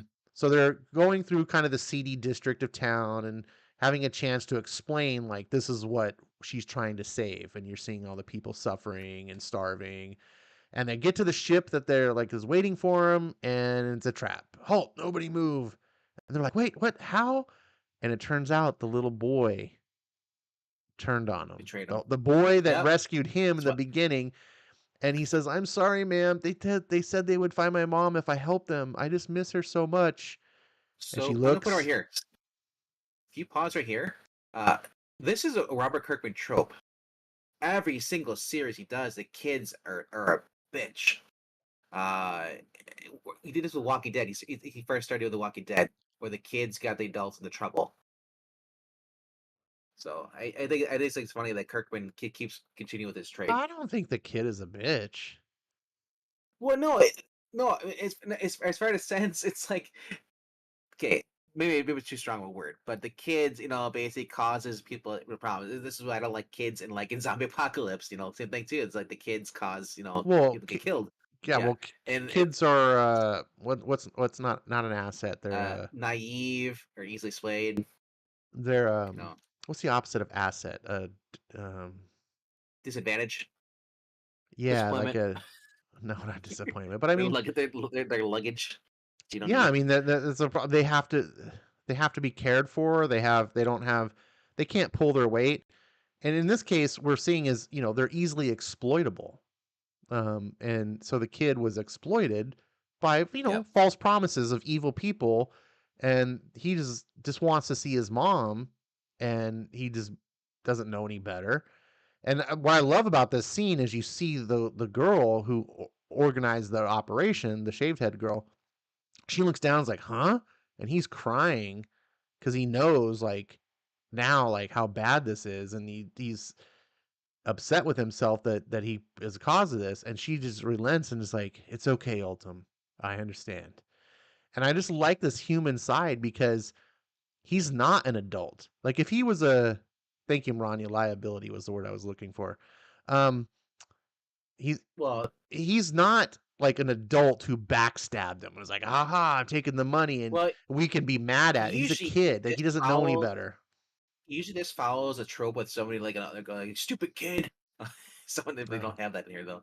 There's yeah. usually that's just someone I complaining. feel I feel bad. Like, I was like, I like this kid. He's the one that orchestrated the rescue, and then he gets, played because he's a kid. And kids shouldn't be like so savvy and whatever. Like, oh yeah, I see through your like no, Kids are kids. easily misled, so man, they can Yes. easily yeah. So it's Yes. So, and I just like that she also recognized, like, she's like, like, she's disappointed, like, but also like can't hold it too big against him. I don't know, I just found it very human. Um, and then we see as the this is all happening, we see Salila. She's like, "I will deliver the data packet to the Agorians." So before this, the shaved head girl had said, "Promise me we're going to rescue you, but you just have to promise me that you're going to go to Agoria, and we have like another group like us, but on their side, but we've lost contact, and he can make contact with them. So you got to do it." But that was left unresolved. So she says "I will deliver the data packet to the Agorians. Just make sure you don't get caught." And she's like, "What?" And then she turns into ass kicker mode because remember she's part of that secret assassin, whatever they are, badasses with her light spear weapon that we don't even understand. And she's zinging it all around, and she's just kicking all sorts of ass. Um, and then she's at the other girl, or she asks Derek, like, "Hey, can you drive that?" And remember, Derek's a pilot, and he's like, "I wish." And then the android's like, "I can help you operate it." So they get off on the bike, and then the chase ensues. And all this would be a really cool action scene if it were. Well, I mean, it is a cool action scene, but I was imagining like live action with special effects. I love this middle panel here, full on 90s action style explosion. Um, and it's a big chase. It's a pretty fun chase. We get to see some cool city shots of the alien cityscape, and they get on the essentially a light rail type thing, and they're taking it north as far as they can go. And there's hints that this area is really bad, but that's why they can escape. When they get off the train, there's more guards waiting for them. And Derek's like, "North, north, lead us north," to the android. Mhm. And Salila's like, "Wait, wait, no, not too far north. You're not gonna. Oh no, there's a reason that they won't chase us there." And he's like, "No, this is it. This is how we survive." And he turned the page. He's like, "Do you trust me?" And they're climbing up this wall, and you're like, "Where the hell are they?" And then the camera zooms out, And and that ring. There's a there's part where a the ring. the Yeah. two civilizations you can see. Orange is for Meet. the Argonians, and the green is Yeah. the um. God, I just was saying their name. I gotta write these down. Zertorians? I don't Zertonians. know. The Zertonians. Yeah. Z- Z- So there's like a gap in the middle, and you can see like it's high up, like the atmosphere. You come to find out, and she says yes in the last panel. And we cut back to the main city. It's over, sire. They've gone into the wasteland. The troopers are basically saying, and which kind of again using the Star Wars references reminds me of like when the rebels escaped into the asteroid field, and it's like it's over. They're in that. No, they're gonna be dead in the asteroid field, and then Vader's is like, no, take the Star Destroyers in. Um, but in this case, he's like, nope. Um, we underestimated them before. We need not one who will venture into the wasteland to confirm their demise. We need the hunter who will track them down and ensure it. And I know one who will. You know what I'm No, thinking you of right you away? you can't mean not him. What are you thinking? I was thinking of basically like the Blade Runner 2, as I call it, because 2049 just sounds weird. But I call it Blade Runner 2, where he goes into Las Vegas and he runs into the original Blade Runner, Harrison Ford. Ah, So yeah. so I'm wondering, are they gonna find an old person living up there, Um, or no, that I think lady? they're gonna Remember, get someone pretty intimidating because he's you know, like, it'd be "No, funny. you can't mean not him." And then it's like, boom, he slams his fist down. What if they run into the home of the lady who created this place? That's why it's I forbidden. guess there's all sorts of what ifs. I think it's for Well, that's always you're basically in a dystopian city or civilization like this. You wonder, like, there's a part you're not allowed to go to because that's where the past is. You I learn don't think it's that they're secrets. not allowed to go. They don't go. I mean, the trooper guy is like saying, this Well, confirms that imagine they're if dead. You go there, you die. Like, no, imagine you spread the rumor that if you go this place, you're gonna die, so no one goes. possibly. Um, but in any case, what we're presented with is this guy thinks like, oh, they're there, they're dead. We don't even need to chase them. Like, um, and so he's like, no, we need what does he say? So there's some important dialogue that happens here. He's like, "There's no choice.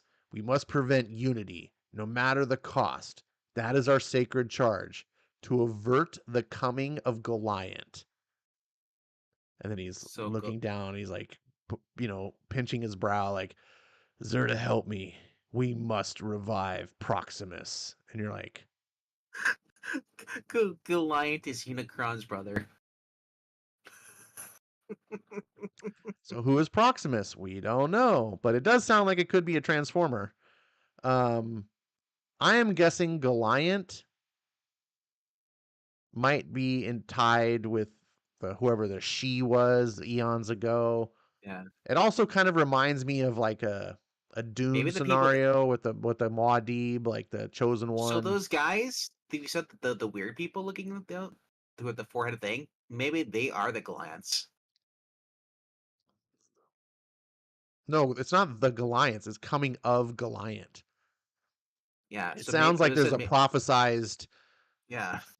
person or being known as Goliath that is prophesized to come, and their charge is to prevent that from happening, which is why they have broken the unity. Like they created this false division, and they're charged to like keep it that way. So like unity will create whatever Goliath is. And then now they got to revive Proximus, who sounds like a total deadly badass, but is also maybe uncontrollable. Like he brings as many problems as he solves because he doesn't want to do this. So, but I love it because we don't know. Like there's so many questions, Yeah. and we're like, oh, what's gonna happen? And I know. I'm looking at, like, as Goliath and Transformers. No, there's like a Goliath that's a Transformer. It's a living asteroid. no, I think Goliath would have to Yeah. do with the people. Like, why would a transformer? Like, why would the people being united make a transformer come? That doesn't make any sense.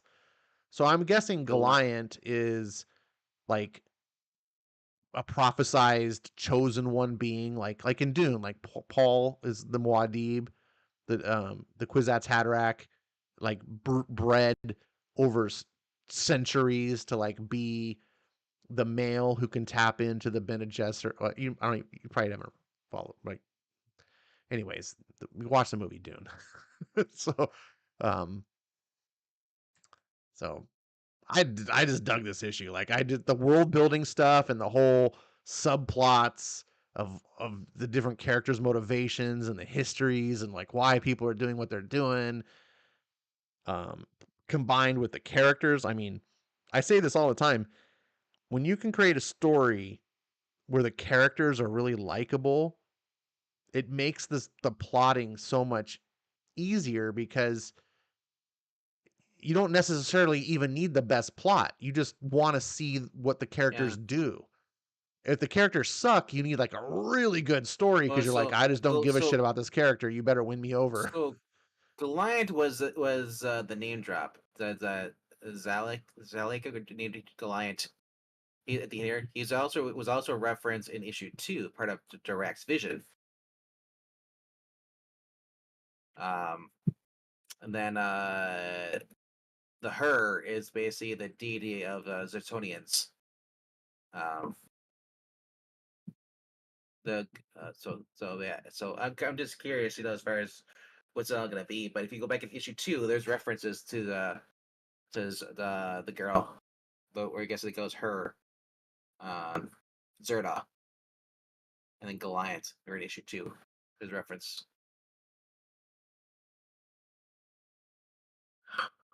Yeah, But I don't Proximus, know. that's a new name. I'm Yeah. in it, man. Like it's this story's got me hooked. Um, I do find this one thing interesting. You were talking about the tropes of Kirkman. Yeah. He really likes to write in 6-issue arcs. Like Yep. when if you read Oblivion Song, I don't know how far you kept into it, but like every It 6 changes. issue was like a Time jump. major, like, well, not necessarily a time jump, but like a major, sometimes a time jump, but a major resolution to something. Like that the whole storyline was building to, and then like the 6th issue was like, boom, we resolve that, and then we reveal something new. And then you have 6 more issues, and like that would get resolved. And you could tell like he was really structuring, and I thought it worked well. He kind of did that with Firepower as well, to a lesser extent, but here I don't like this doesn't feel like any resolution. This just feels like cliffhanger. Like you're gonna read this in a trade, and this is how it's gonna end. Like, um, so or maybe it's gonna be a 7-issue trade. I don't know because this is issue 6. But and then there's a preview for Cobra Commander. So what do you think about the issue? I kind of already spilled my beans Void Rival is out of the both. Firepower is the weaker issue. for sure.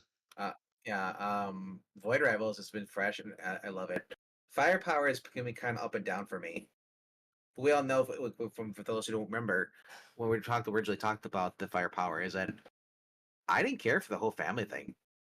I hated the fact that they did a time jump and went into the whole thing. And also, Owen's family. So that kind of put a damper on me. I was like, "What? It's like a totally different. That was a totally different story." But what I was sold in the prelude. Um, but Void Rebels has just been fun. I'm a dude. It's no hidden truth that I'm a big huge Nathan Fillion's big comes to stand with him. I love it, everything he's been in. Um, Well, been watching the rookie. As I said, to be I'm fair, now I gotta get Nathan Fillion Firepower. is not So part of this book at all. So no. Don't. But for my love of Nathan Fillion, his characters, the main character Derek really feels like he's like it would be if they just did TV series, Nathan Fillion would be a perfect role for him. You know, if this he doesn't have. Yeah, if they do an animated adaptation of this, yeah, they exactly. have to Yes, get Nathan Fillion as the voice actor. Like, if they yes. do a live action, I don't think Nathan Fillion would be right for the role, but they definitely Yeah. need to capture someone who has that same level of magnetism, I guess, and that same like snarkiness, but like that's not unlike because Nathan Fillion pulls it off like It either really I like he's said not unlikable. Like, you know what I'm saying? Like you gotta because you can sway too far to the one side, then you're just like, oh, you're just annoying. You're not actually funny, you know. But Nathan I've never Fillion's had the issue always with Nathan lovable. Fillion. That's what I'm saying, right? So, That's he's always lovable, and that's why it's magical. Like there's very few people who do what he does. Like you could say maybe the closest is like Chris Pratt. Chris Pratt. I mean, it's either Nathan Fillion for live action, or they're gonna throw it to Ryan Reynolds, or it might be it might go the because who's popular now? The character plays Huey Campbell on The Boys, so we'll get that Quaid. Right, I forget what his first name is, but he's Dennis Quaid's son. Oh no, no, no.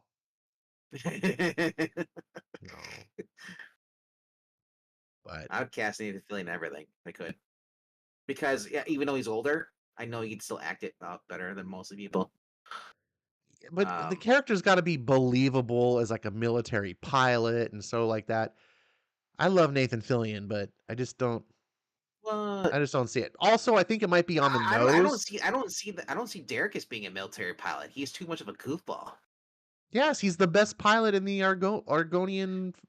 Uh, That's horrible. If he's the best pilot. yeah, no, he's a good pilot. That's the whole thing. He's the one that gets them off the planet, puts the ships together. That's why he was like riding the bike here. Like she's asking him to like pilot. Like that's like If his anything, big skill. He's a really good pilot. if anything, I think it was Handroid that pretty much saved their ass. No, the android was able to activate the bike. Yeah. That was the whole thing. No, but no, but I'm saying as far as when they're no on the first issue or second issue when they crashed building the rocket ship, you know, they Well, only got the idea. Android Handroid was helped, helping them. but he was the one Yeah. that had to fly the ship. And just like here, she's like, "Do you think you can drive that?" He's like, "I wish." And then Android says, "I can activate it. You steer." And so with Android's help, he activates the bike. Yeah. And then they're getting shot at, and Android's like, "You're steering, not me." He's like, so they obviously they're having to work as a team because he can't like I guess interface with the bike. But It's just so weird that he has an AI like love. and look at that shot here, man. Look at how badass he is, like doing that leap. Come on, Motocross. it's total motocross. Um, so I don't yeah, know. and it's a TV show. You can't get it's hard to get big names in TV shows, and I wouldn't want that anyway. I'm sure that there's a good Like no name I'm just actor. You pissed. just would really want to take your I'm time and cast it right because you like I can't said, I'm flub just it. so pissed we haven't got more Green Lantern animated movies. Nathan Fillion is Hal Jordan. He did two of them, but that was like early 2000s. No one cares about Green Lantern. I mean, you do. Sorry, but They actually, should you they don't should even care. like Green Lantern. I had to twist your arm to get the new Green Lantern series. The animated movies, yeah, sure. As long as it's got Nathan Fillion, I'll watch anything. Fuck yeah. So yeah, I love this book. Nathan Fillion's doing a Barbie movie. What the hell? Sure. Robert Kirkman, if you flub this up on issue 30, I'm gonna be pissed. Um, So this is the end of the arc here. We gotta wait a while now for the next issue. oh, it's a cliffhanger. I know, right? Yep, he says, "Yep, we're taking a little break here to get the other books to get started to catch up a little. That way, Void March. Rivals won't be so far out front of the other books, and allows Lorenzo and myself to get a little more ahead of schedule. But don't worry, March is just a few short months away. Watch Invincible season 2 to tide you over if you need to, and please read Transformers Duke and Cobra Commander." He says like 3 other books to catch up. I really hope that doesn't mean Void Rivals is going to be like super integrated with Transformers. I think it's gonna be integrated with Transformers, and just the fact you can read Transformers, there's a lot of stuff being caught up now that they're mentioning like what this is what happened in what happened in this book here, Void Rivals, is mentioned in Transformers. And then what's mentioned in Transformers is like Duke, is now because now Duke's going against the Decepticons, as it seems like in his miniseries. Right. The So he said premise the premise here is everything's gonna be all connected, which I don't mind because when's the last time you read anything that actually had like continuity? well, continuity doesn't necessarily mean crossover. I'm No, cool but with I'm them saying being I'm in the same universe. I just don't. I'm liking Void Rivals for what it is. I'm not. I don't want to he see it has an be. overall story. I'm saying he has an overall story arc. Like I said, I feels like they probably have a sit down writing room, like they used to do books, for like the '90s. I'm not interested in Void Rivals like being part of GI Joe and Transformers. Like I'm fine with it being in the same universe, and I'm fine with like a Transformers like appear in the Void Rivals because there's tons of Well, Transformers, right? Like they don't all have to be on Earth. as far as So we know, that Transformers and GI Joes are taking place at the same time as Void Rebels. Void Rebels is just millions of years away as far as like in the distance, over because Jetfire was able to come in Void yes, Rivals. we know It's the it's the same same time. Jetfire, so Yes. yeah. So, but I don't think you're gonna see GI Joe crossover into Void Rebels. Nothing like that. Let me Then tell you, why is he saying this? We're taking a little break to let the other books get because started and because catch he up a little because bit. That way, he Void probably Rivals won't be wants to so far focus out front of the other books. because he knows that people weren't reading because he said this is probably the most popular book, and he puts this on hold. It lets people a chance to explore the other books. It doesn't feel like there's a swamped. If you're because there are people who are completionists who want to read every single title. So that's my like. And then he also wants to work in some more stuff too. See, maybe he's behind. Who knows? All I'm saying is, I just hope it doesn't become like, oh, the Void Rival, like they all come to Earth, and then it's like Well, look at Firepower. He's probably finishing. He's taking his time to finish up Firepower. I'm not talking about the break. I'm talking about why the break is at, like about the I catching like I up. said, I to me it doesn't bother me. I like I said, I don't. You're not going to see GI Joe inside a voice Rebel book. How do you know? Transform because that'd be weird. The Void means Void Rise would have to go to Earth or somehow a Exactly. GI Joe guy. So I don't think they're going to go anywhere near Earth. Um, as far as the Transformers and GI Joe, those will cross over. I just don't see a reason why GI Joe and Transformers need to quote unquote catch up unless they're going to be crossing over. That's what I'm saying. Well, if there's a crossover, well, let's see. I'm not going to judge before I read it.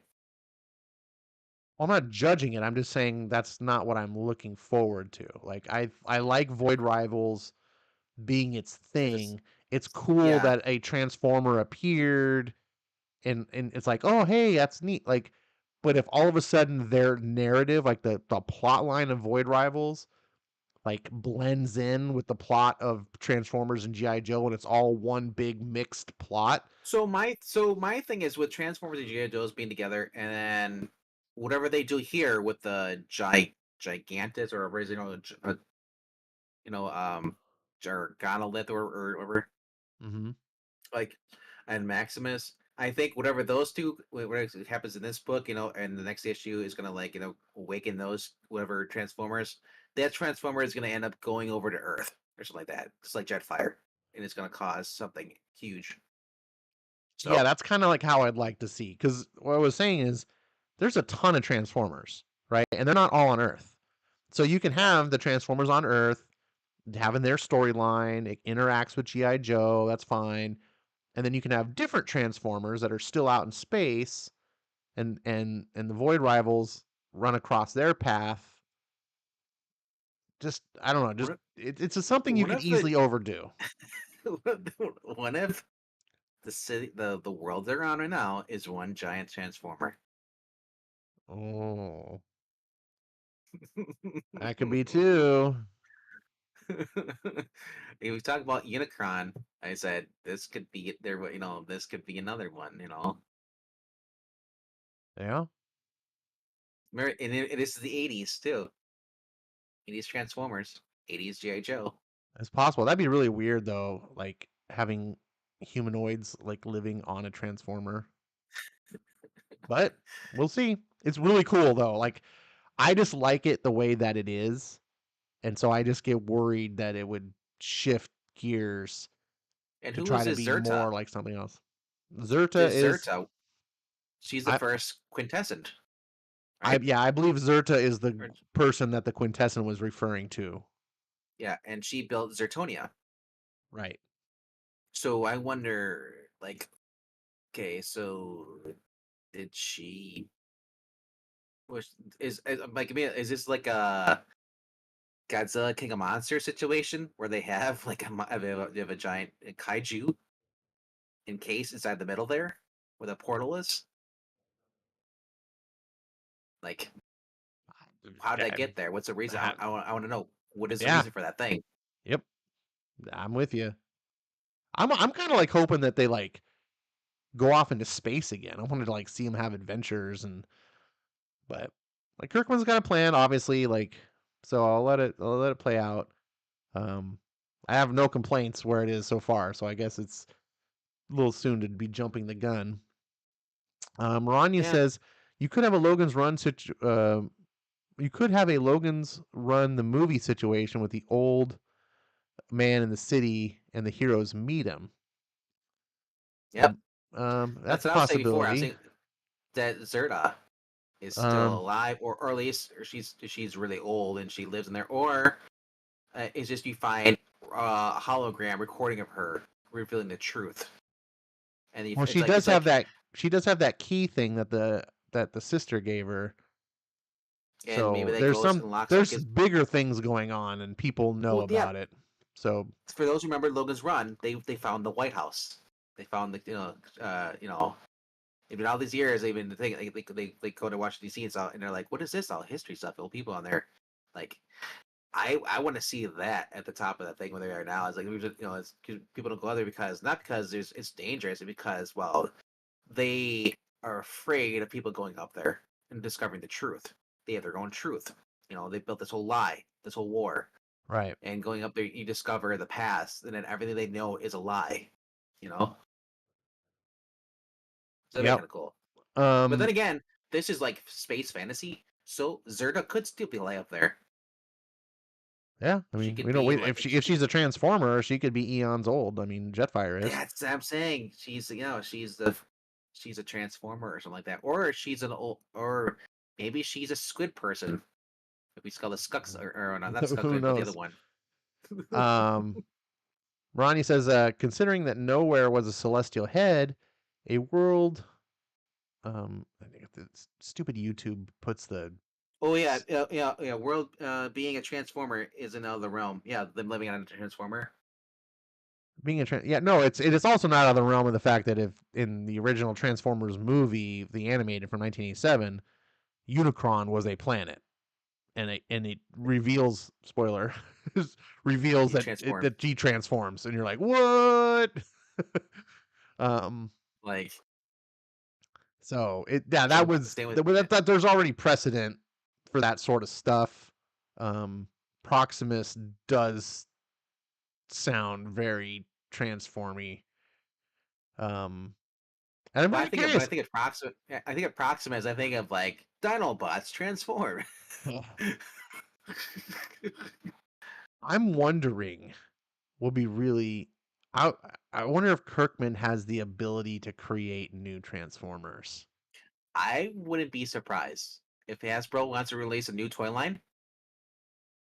Perhaps, that Where's was my one of the Void Rival things I toys? liked Yeah, so much about the Transformers movie when I was a kid, was you had the Transformers you knew and loved, but it introduced oh all yeah. new ones that you were just like, "Who's this guy?" Who, Like, who's this old war guy? You know. and That, even like the new live action movies, for as many problems as they have, like the third movie, yeah. when they introduced the other Prime that was like Optimus's mentor, Yep. um, that was like, oh, that's such a really cool idea. Like I was into it. So if Proximus, for example, what if Proximus is like an old Prime that's been locked away, you know? Um, because I remember like that guy is like saying we got to release him, and he's like regretting it, you know. Well, so I don't know. I'm sure Yeah, it's he's probably like, nothing like I think, and but oh, you imagine if he's worse than Megatron. right.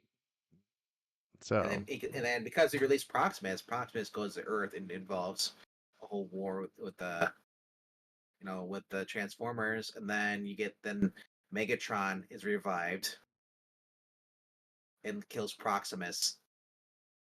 And it's hello, Optimus. You see, you can do all that crap. Like, that's how I'd do it. That's how I'd bring Megatron in. I'd be like, create a villain. You're like, oh shit, Starscream's like has to team up with the Transformers, and at the very end, they're like, oh, all hope is lost, and then Megatron shows up, kills Proximus, and then like Starscream's, oh shit. Part It's- of the problem if you just rely on the existing characters, yeah, you can't really have any death, or not really easily because I'm sure Hasbro, but new characters you can kill off if but you new want. character, yeah, like um, Yep. so But my thing is that they with Hasbro doing the series, and it becomes popular. Like I don't know how popular Void Rebels is, but as far as I know, I thought it was. I expect to be a new toy line soon. Transformers. Who cares about the freaking Beast Wars movies or all that crap? I want the uh, Void Rebels. toys are kind of I want, dead though. Like but there's not. But no thing is, Hasbro is all about their Transformers. Though they have all that stuff out right now. Oh, I know. They have the I'm just saying that the toy lines like This is the only. I can see them relaunching a new toy line a with comic each book. with yeah. I can't. I could see what I could see is them launching the comic book and then using that as a pitch to do like a new animated show, and then the With animated their comic show launches a toy line because a show would have enough eyeballs on it to serve a comic book. I mean, even a popular comic book this day is not hitting many kids' eyes. You know, we're talking like in the thousands. That's just not enough to launch a toy line. I look at a lot of toy lines for Transformers out there. They still have the Transformer like movie version toys out. Because the They're movie amazing. version is the best. Or are you talking Yes. about what the animated movie or the Michael Bay movies? No, no, animated. Yeah, yeah. They have that. Um, You say that it's a 1989, series. Ronnie says, or they can kill off the original Transformers to either make new versions or Ash's favorite thing, legacy. Yeah. Yeah. Um. As long as they don't make Optimus Prime 2.0, No, I don't mind new no, characters. I no. loved in the Transformers movie that Rodimus Prime becomes the new leader, but he's a I totally was gonna different say, character. do you think they'll bring in Rod and Hot Rod? That's a It's mm, not first, but I think if this continues going, Transformers, Warren Johnson, I can if see I them bringing if in. this lasts a while and it's popular, I could see the Transformers animated movie was just super popular. It's beloved by Transformers fans. It seems that Daniel Warren Johnson is a big Transformers fan. Kirkman Uh, is as I just well. I if they do a new Transformers movie or TV series, it's got to have Stan Bush reprising it or doing a song for it. We're never gonna get that period back. Um, I I'm actually happy that Kirkman is doing kind of a new vision, so to speak, and he's not just trying to I would rehash hate to the see. 80s. I would hate to see a new Transformers show, but with hip hop music. Oh, that would suck. That's what I mean. It's Transformers. You've got the touch. You gotta have Stan Bush, man. Especially if it's set in the 80s. Yeah. I mean, I could is Stan Bush even alive anymore? I don't Yeah, even he is. know. Yeah, he's Oh. in his 60s. Yeah, He's I not that could old. see if they did a movie like just for nostalgia purposes, but you just you got to also make it for the era you're in. You can't just live in the past. Like My thing nostalgia is that only they do it. carries you so far. My thing is that I was really pissing me off. It's been doing the Transformer stuff. It's been in like that crappy, weird computer graphic CG stuff. Oh It's not even yeah. art styles anymore. It's like, all right, are you aiming it for 5-year-olds or teenagers? Because I get guarantee there's 12-year-olds are like, how's this shit animation? Yeah. It's like they look at ours at like the 80s as like, dude, that's awesome animation. Then you look at like today's as like, what? What? No, no. It's but yeah, I don't want no Korra or animation stuff Ugh. styles. No. No, No, no, no. Um, but we'll see where that goes. The first step is just to have a comic book that's good. So far the and Transformers stop. comic book is pretty decent. It's not my favorite thing that Daniel Warren Johnson's done, but there's only 2 issues, so let's see where it goes. I mean, Void Rivals is Yeah. might be my favorite ongoing book that I'm getting right now. For me, currently it's been my favorite ongoing book. Every time it comes out, I'm always looking forward to that. Um, my other books would be like what it's a miniseries though, is the Jay Garrick Flash one. That's been super fun. Ninja Turtles. It hits the nostalgia factor, but it's got the guys who were writing the Ghostbusters for IDW, and they just capture the feeling of the cartoon. These guys are fans of the source material, of the original stuff. They get the humor. Uh, they even make because these guys there's even like some Ghostbusters kind of like sometimes they put in there too, like reference stuff. That's kind of funny. But it's Yeah, Dan and Schoening does the art, and he just draws it the way it was on the TV series. So if like Jenny Warren Johnson draws it like it was in the animated series. I love when they do that stuff. You can capture the feeling. yeah, Danny DWJ is one of my favorite creators right now. Um, That's the thing. And we talked about this on East Channel too earlier tonight. I just like it when a comic book creator is a fan of the actual material he's writing mhm. or drawing because it shows. Um, when someone has no idea, you're just doing it as a project, and they're like, "I'm gonna put my own mark on it," and but they have no idea if any of the source material whatsoever. Don't even care, bother. It shows, and the book suffers. And like I said, like, I've been reading this. Kirkman understands he's a huge fan. He's a science nerd. Science fiction, fiction nerd when it comes to space stuff, and it shows. Um, I mean, I'm curious to see what his favorite shows or TV shows are. What inspires him to write this stuff, like where he gets it from. Like, is some I know that obviously has real. Oh, I love Kirk, or I love what's his name? Star Trek, from the '60s. Like that's always an obvious answer, but I mean, like, if I was writing this, I'd be like Farscape. I'd be like Indiana Jones, the humor, or even take Star Wars. You know, and like I said, that's they're popular for a reason because they treat the audience with respect. Mhm. So, yeah, like I said, you can have perfect art, perfect story, but if you don't treat your fans with respect, no one's gonna buy it.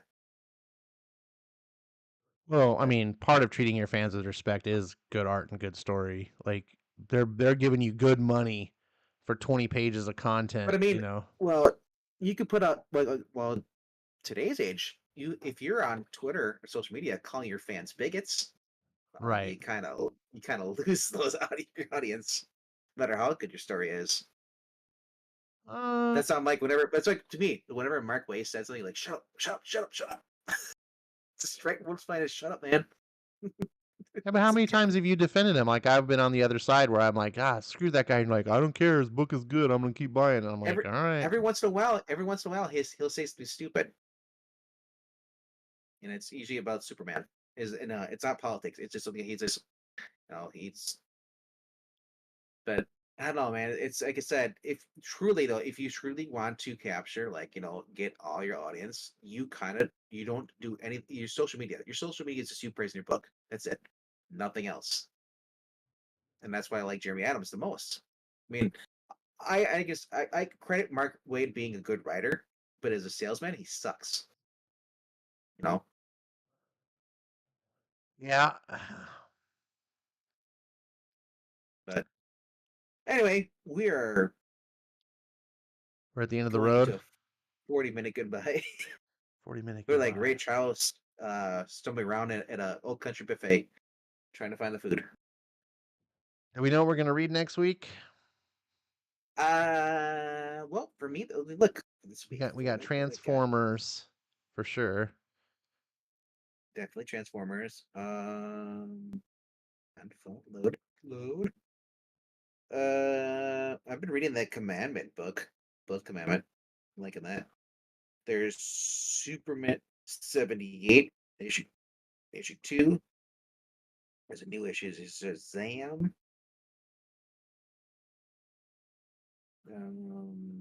What else is there?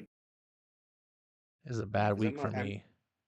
well, I have some really small books. I mean, I have 5 books in general, and then 2 are like facsimiles.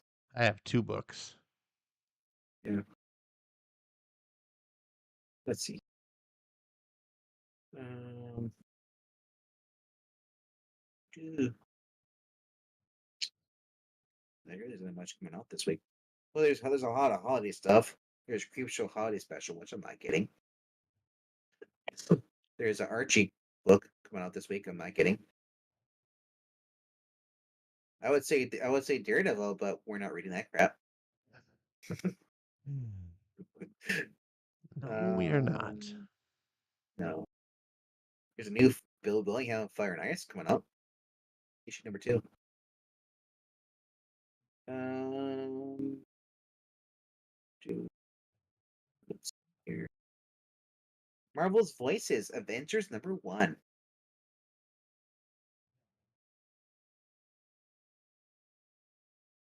Oh, I think there's a new book coming out this week too. Isn't there a new Fantastic Four? I think Zach's getting. I'd have to ask Zach. There's The Walking Dead, Undiscovered Country. Here's the Usagi Yojimbo Ice and Snow number 3. Um, yeah, I don't know. It's Transformers and whatever you want to do. I've been enjoying the new Superman 78. It's him versus Mental, We'll have to but it's a find Russian something. it's a Russian version of Mental. Well, what was last week? We missed last week. We can always do last week. Do you remember? Yeah, I was thinking I that go. Yeah. Void Rivals was last week. There was also Green Arrow last week. Berserker Fallen Empire. Read that one. That was pretty cool. There's Conan the Barbarian, Captain America, Local Man. We'll have to confer with Zach and see if he's got any ideas. I like Local Man. Have you read that? I read the first couple issues, but I haven't been following it. Oh, it's just been getting better and better. Lunar Lodge was the one I read last week. That was the werewolf story. There's Superman. Justice League Godzilla for 2. Plot holes. Possibly. I think Yeah, Zach was we haven't reading read. that, so that might be. Yeah, I read that too. Issue 4. So we could do that next week. I think that's the Yeah, final issue. Transformers and plot No, holes. no, there's one more That's issue it. after that. All Transformers right, and plot holes. for sure, Sounds good to me. Transformers. We'll see. You got any final words to say before we Uh, wrap up this thing? Remember to brush your teeth and wash your hands before you go to bed. And as always, stay geeky and subscribe to the Extreme Movie Show and to Geeky Puppet Show. And well, if you're not subscribed here, you're crazy. Uh, Crazy. Look for Ash Wednesdays. Someday in the future. Weren't you going to do a lullaby? Yeah, it's just been. I gotta. I feel like I get motivated to do it, and then I don't. But So what you need is a reading partner for lullabies. uh, yeah, it's tough doing stuff on your own. But You do lullabies, but well, our lullabies do you. the lullabies. It's also difficult finding a time to do it because everyone's like streaming. Um, Midnight. yeah. So I might do it again. There's some books I want to read. I really wanted to read Animal Castle. I'm on Ooh. volume 2 and only 3 issues have come out and like there's nothing on the horizon. Like it just like dropped off the face of the earth. And I went to like the publisher's website to see like there's nothing like what's going on with this book? It is absolutely my favorite book. Um I got the hardcover of volume 1. Like I just love this book to death. And I'm reading volume 2 and it's just like, "Hello, you've had 3 issues. What's going on?" So, I don't know if it's just on a hiatus or what. I know they're importing it from Europe. It's like a Oh, European that's book. like there's another book that's been out. It's been missing like for the past month now. It's gone up. It's a zombie book they released. But a girl who basically hits her. She's going to visit her relative or whatever for her first time. She slips and falls in the airport bathroom, hits her head, wakes up in the middle of a zombie apocalypse, keeps passing out because she has concussions, and somehow she makes her way to her uncle's house and then passes out. Huh, Really, really weird book. that It's is not that weird. great, but I was just I read the zombie books because there's Right. not Oh, I understand. many. Same with So, vampires, but definitely recommend Lunar Lodge. Lunar But Lodge. All right. Well, that's it. You heard a recommendation, read Lunar Lodge. I say read good comics. We only feature good comics here on the show until we don't. Tuesday night, 8 p.m. Top five new books. Me and All Zach. right. Thanks everyone for being here. And we'll see you next week. Like this video.